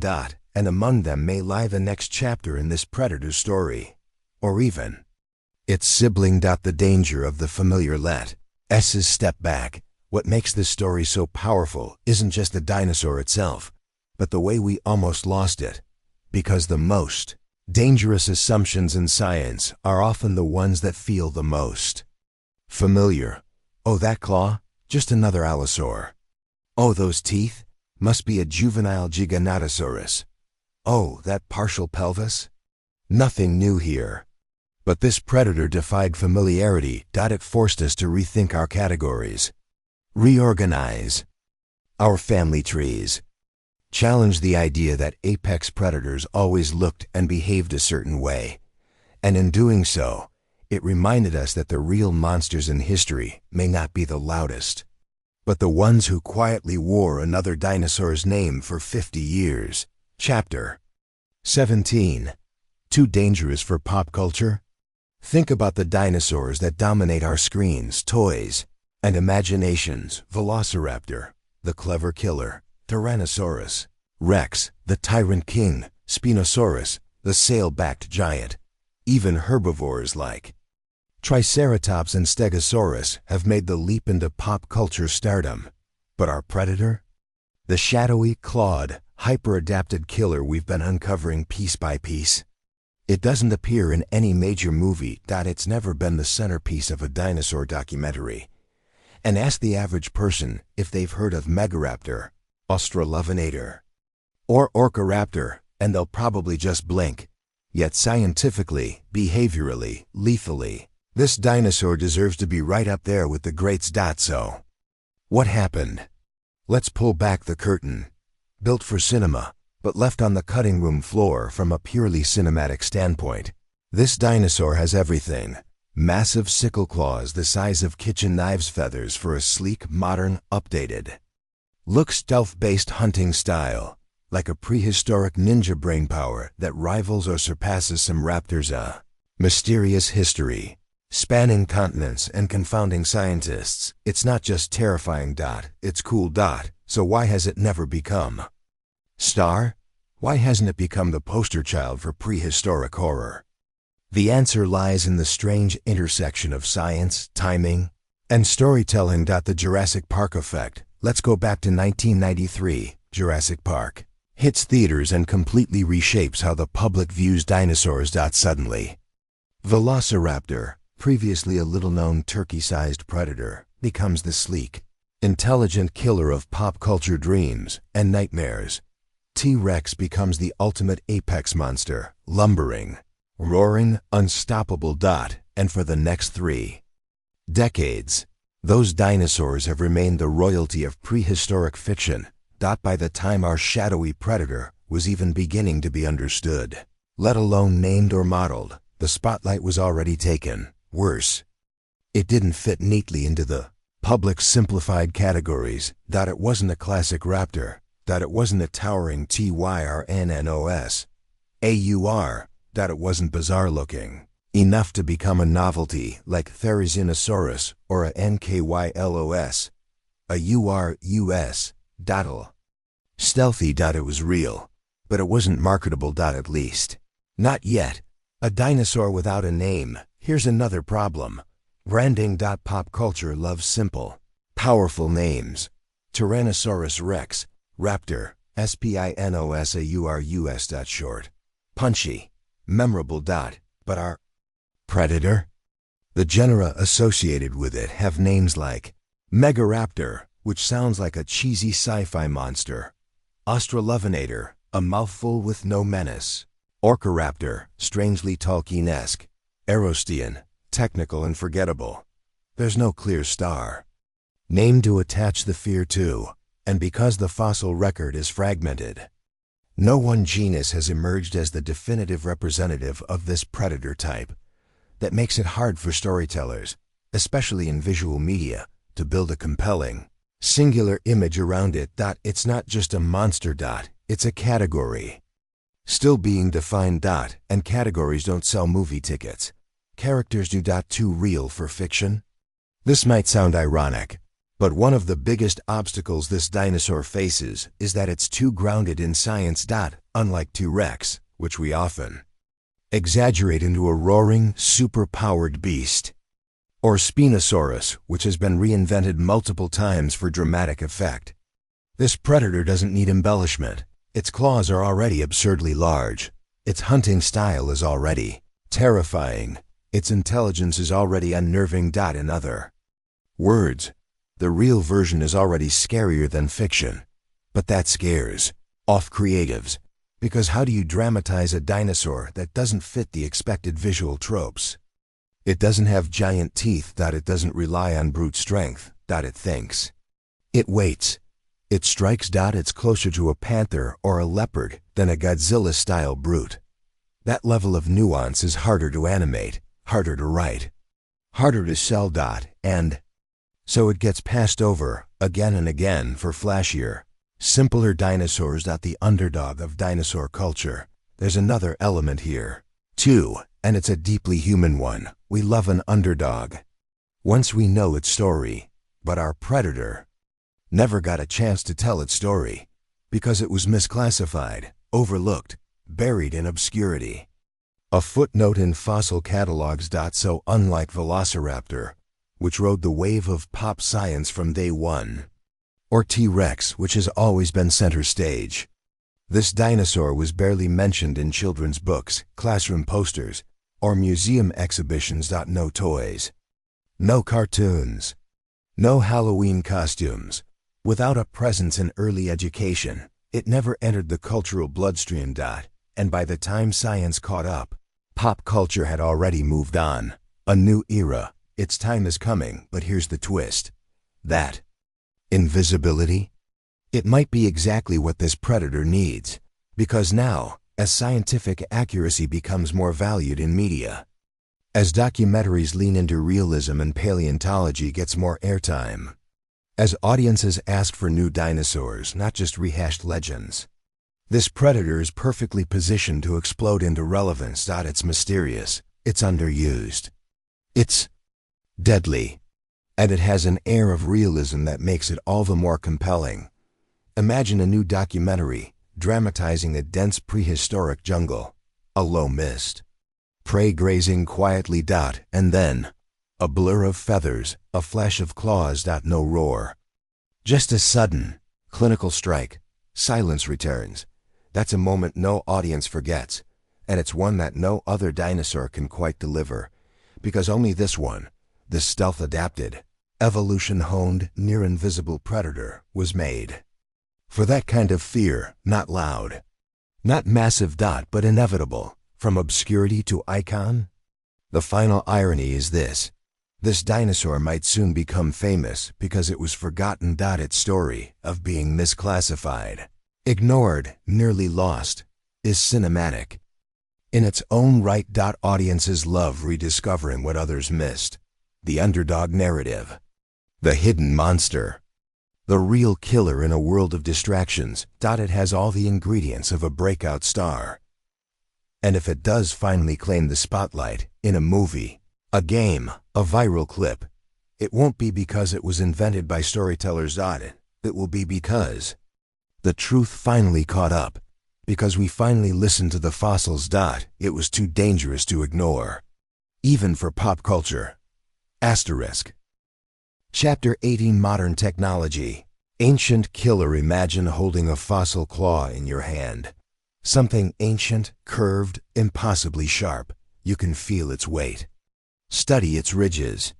See the grooves where blood vessels once ran. But what you can't see is how it moved, how it flexed, how fast it struck, how much force it delivered. That's where the story used to end. For decades, fossils gave us only static truths, shapes frozen in stone. Pieces of creatures that once breathed, hunted, survived. But now, with the rise of modern technology, we're finally breathing life back into bones. And this particular predator, long misunderstood, half forgotten, almost lost to history, is beginning to reveal its full, terrifying form. It's not just about what we found. It's about how we're finally able to read it. CT scans, seeing through stone. In the past, studying a fossil often meant damaging it. You had to slice bones open, grind away stone, take samples. It was risky, invasive, limited. But today, we have computed tomography, CT scans. Now, paleontologists can peer inside fossils without touching them. Want to see the internal structure of a claw? Scan it. Want to map the brain case of a skull fragment? Scan it. Want to determine if a bone was hollow, like in birds, or solid, like in most reptiles? Scan it. And when these scans were applied to the fragmentary remains of this predator, something extraordinary emerged.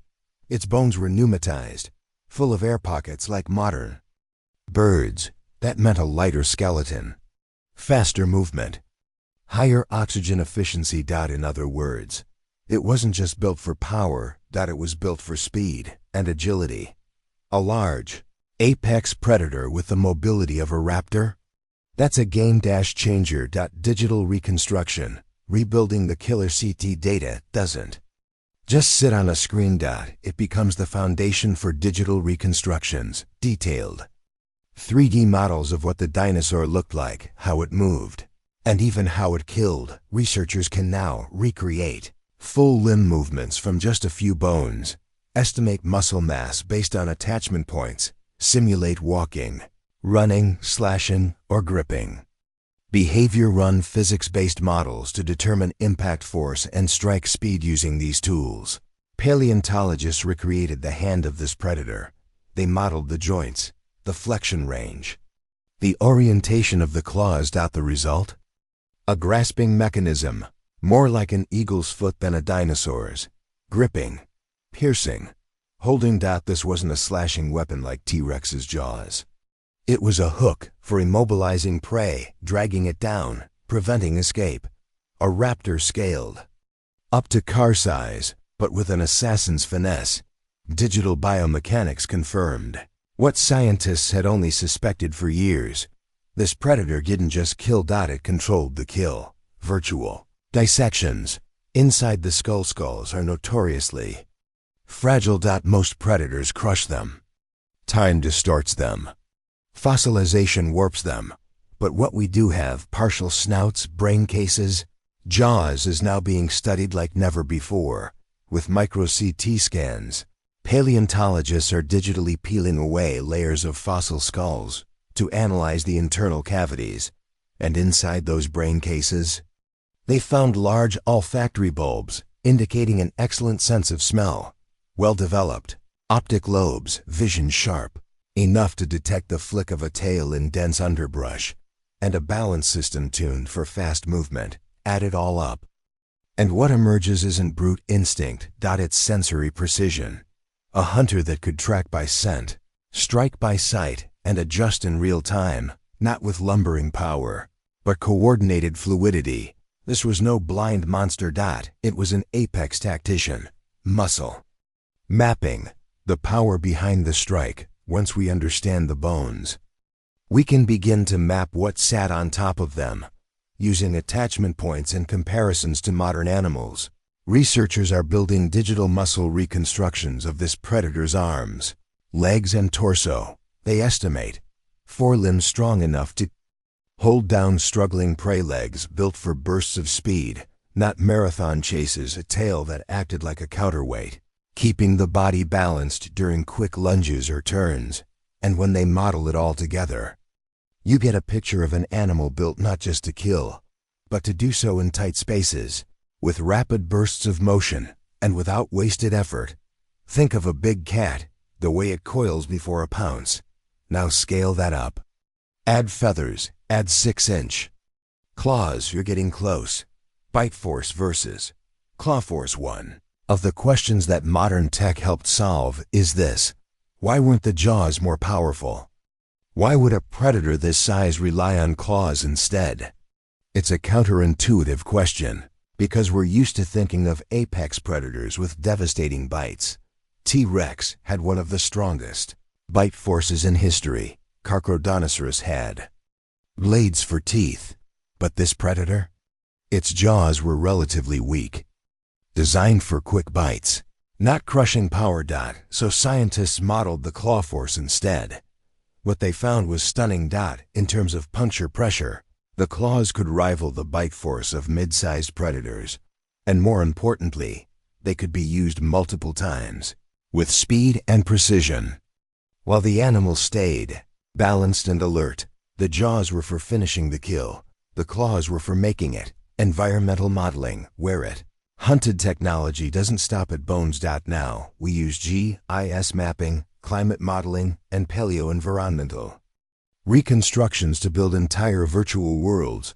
The landscapes this predator once ruled, from sediment cores, fossilized pollen, and isotopic signatures, scientists can infer dense forest cover, seasonal rainfall, river systems, and deltas, temperature and humidity patterns. And when you drop our predator into that world, it makes perfect sense. It wasn't designed for open plains or long pursuits. It was made for ambush, for navigating terrain that hid it until the moment it chose to strike. Technology doesn't just tell us what it was. It tells us why it was. Hybrid blueprint. What emerges from all this technology is something breathtaking. Creature that was as fast and agile as a Dromaeosaurus, large and commanding as an early Tyrannosaurus, precise and sensory aware as a bird of prey, as elusive as a ghost in the forest. It's not a crossbreed. It's not a prototype. It's an apex predator by design, not through size or brutality alone, but through adaptation, specialization, and stealth. And for years, we never saw the full picture, because we were looking with the wrong tools. Now, we're finally seeing it in 3 dimensions. Ancient killer. Modern mind. What technology ultimately gives us isn't just data. It's a mirror. We look into the past and see how little we knew, how many assumptions we made, how many stories we missed. This predator teaches us that danger doesn't always announce itself. Sometimes it hides in the undergrowth. Sometimes it moves like wind. Sometimes it leaves only a few bones and dares us to fill in the rest. But with today's tools, from CT scans to digital modeling to neural simulation, we're meeting the challenge. And every new image, every new model, every new reconstruction brings us closer to the full truth. This dinosaur isn't just being discovered, it's being resurrected. 1 pixel, 1 scan, 1 terrifying step at a time. Chapter 19. The name you've never heard, the identity that slipped through time for most of this journey. We've walked alongside a ghost, a predator whose bones we've traced, whose claws we've measured, whose story we've painstakingly reconstructed. But all this time, we've hesitated to name it. Not because we didn't want to, but because for decades, No one could. It was a creature misclassified, misunderstood, scattered across continents, and mislabeled in museum drawers. No single skull, no complete skeleton, no grand unveiling. Instead, we had fragments, claws, vertebrae, teeth, parts of arms, and ribs, each one whispering of a killer that didn't belong to any known family. But eventually, the clues became impossible to ignore. The massive claws, the feathered traces, the hollow bones, the bird-like chest, they didn't point to the dinosaurs we thought we knew. They pointed to something else, something new. And then, finally, it was given a name, Megaraptor, the giant thief. It's a name that evokes raptors like Velociraptor, sleek pack hunters made famous by cinema. But in truth, Megaraptor wasn't just a supersized raptor. It was a predator that belonged to an entirely new lineage, one that we didn't even know existed until modern technology and reanalysis brought it into focus. It wasn't alone either. Soon more names appeared: Australopithecus, Orcaraptor, Arostean. Each a cousin in a shadowy family of predators that shared a terrifying set of traits: long claws, lightweight skeletons, powerful forelimbs, and intelligence built into their very anatomy.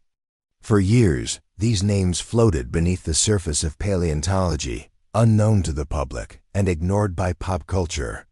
While children learned about T-Rex and Spinosaurus, Megaraptorans remained hidden in textbooks and specialist journals. But make no mistake, this was no minor discovery. This was a new dynasty of predators, one that slipped beneath our radar simply because it refused to fit the mold of a traditional monster. Why we forgot. And why it matters asterisk. So why haven't you heard its name before? Why hasn't Megaraptor taken its place beside Allosaurus and Giganotosaurus on museum walls or in dinosaur documentaries? Part of the answer lies in its fragmented fossil record. Unlike the Titanic skeletons of T-Rex, we don't have a complete Megaraptor to mount. We have pieces, haunting, powerful pieces, but not the full creature. Another reason? Timing. It was discovered and named in a period when public interest was still laser-focused on Jurassic Park icons. And without a dramatic reveal or a sensational nickname, it was easy to overlook. Even its name, Giant Thief, misled people into thinking it was just a big raptor, not realizing it was something far more unique. But now, that silence is breaking. Paleontologists are finally stitching together what this creature truly was. And as they do, a darker realization emerges. We came dangerously close to never knowing it existed. Had its claws been dismissed again, had its bones been buried deeper, this predator might have remained a myth, a footnote in fossil catalogs. But it didn't. It waited, hidden in stone, for technology to catch up, for someone to notice, for someone to ask, what is this? And now that we do know, we can never unsee it. The name is Megaraptor. You won't find it in every children's book or see it rampaging across the screen, but you'll remember it now. Not because it was loud, not because it was flashy, but because it was real and because it nearly vanished before it had a chance to be feared. The deadliest names aren't always the ones we know best. Sometimes the most terrifying predator of them all is the one you almost missed. Chapter 20. The new apex predator. We've walked through the shadowed forests of the Cretaceous. We've studied claws as long as butchers' knives, scanned ancient skulls with modern tools, and uncovered the ghostly trail of a killer hidden in plain sight. And now at the end of this story, one question still hangs in the air, quietly, insistently. Was Megaraptor, or one of its kin, the most dangerous dinosaur we've never heard of? Or was it the most dangerous dinosaur, period? It's a bold claim. After all, the throne has long been claimed by titans. Tyrannosaurus rex, the bone crusher. Giganotosaurus, the wide-jawed giant. Spinosaurus, the sail-backed aquatic stalker. These were beasts that dominated their ecosystems and captured human imagination for over a century. But what if the metrics we've used to define apex predator are flawed? What if we focus too much on size, weight, and brute force, and not enough on the factors that truly determine a top-tier killer? Speed, precision, intelligence, evolutionary refinement, specialization. By those metrics, our unnamed killer, whether we label it Megaraptor, Australopithecus, or simply a yet unnamed giant among the Megaraptoridae, begins to stand apart. And stand above. Not the strongest, but the most evolved? Let's start with the obvious. No, this predator wasn't the biggest. It didn't weigh as much as T-Rex. It didn't tower like Spinosaurus. It didn't have the bone saw teeth of Carcharodontosaurus. But power alone doesn't make an apex predator. Instead, this dinosaur evolved along an entirely different path, one based on optimization. Not overkill. It had lightweight bones, but immense gripping strength. It had precision claws instead of bone-crushing jaws. It was fast, agile, likely feathered, and hunted in densely wooded environments where stealth and timing mattered more than mass. It wasn't a sledgehammer. It was a scalpel, and in nature, the scalpel often cuts deeper. Intelligence. In a forest of killers, a key trait that separates Megaraptor from other carnivores is its brain, or at least the parts we've been able to reconstruct. It had a proportionally large brain case, with pronounced optic lobes for vision and an advanced balance system. It likely had excellent hearing, possibly even refined olfactory ability. This wasn't a mindless predator. This was a thinking hunter. It may have stalked prey like a leopard, using cover, timing, and movement to its advantage. It could have operated solo, or even in loose packs, a behavior hinted at by fossil sites containing multiple individuals. And that possibility alone changes everything. A dinosaur that could coordinate? That's not just dangerous.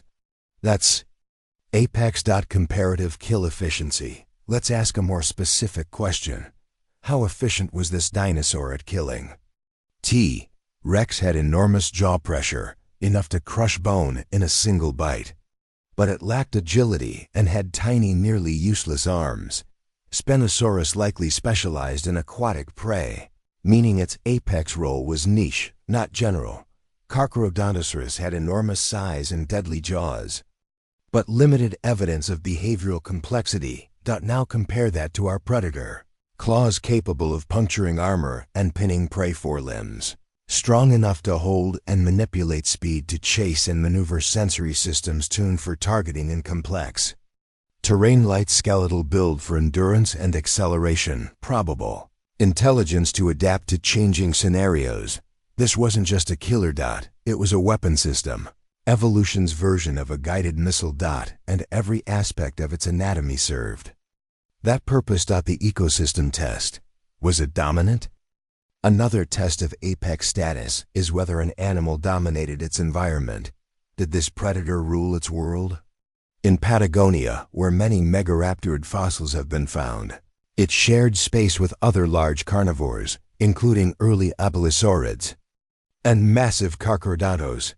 But what's telling is how consistently Megaraptorids appear in fossil strata after the extinction or decline of those rivals. They weren't wiped out. They outlasted. They adapted, and that's what makes them so deadly. They didn't just kill well, they survived long after other giants had fallen. They became apex by attrition, slipping into top predator roles, not with brute takeover, but with subtle dominance over time. The real reason we almost missed it. The most haunting aspect of this story is that we nearly missed it entirely. Not because the bones weren't there, but because we were looking for the wrong thing. We expected big jaws. We expected size and spectacle. And so we overlooked the creature that didn't roar, didn't tower, but killed anyway. It's a metaphor, really. A reflection of how we often mistake loudness for danger and flashiness for power. But the deadliest predators in history, they're rarely the ones that announce themselves. They're the ones who evolve in silence, the ones who stalk, the ones who let you think they're not a threat Until they are. So, was this the apex predator? Yes. In many ways. Yes. Not because it was the biggest. Not because it was the strongest, but because it was the most refined. It was evolution's answer to the question, how do you build the perfect terrestrial predator for a dense, competitive, ever-changing world? And that answer wasn't T-Rex. It wasn't SPINOFS. It was the clawed shadow in the trees, the name you never knew, the killer we almost forgot, the most dangerous dinosaur. Wasn't the one that roared the loudest. It was the one that never had to.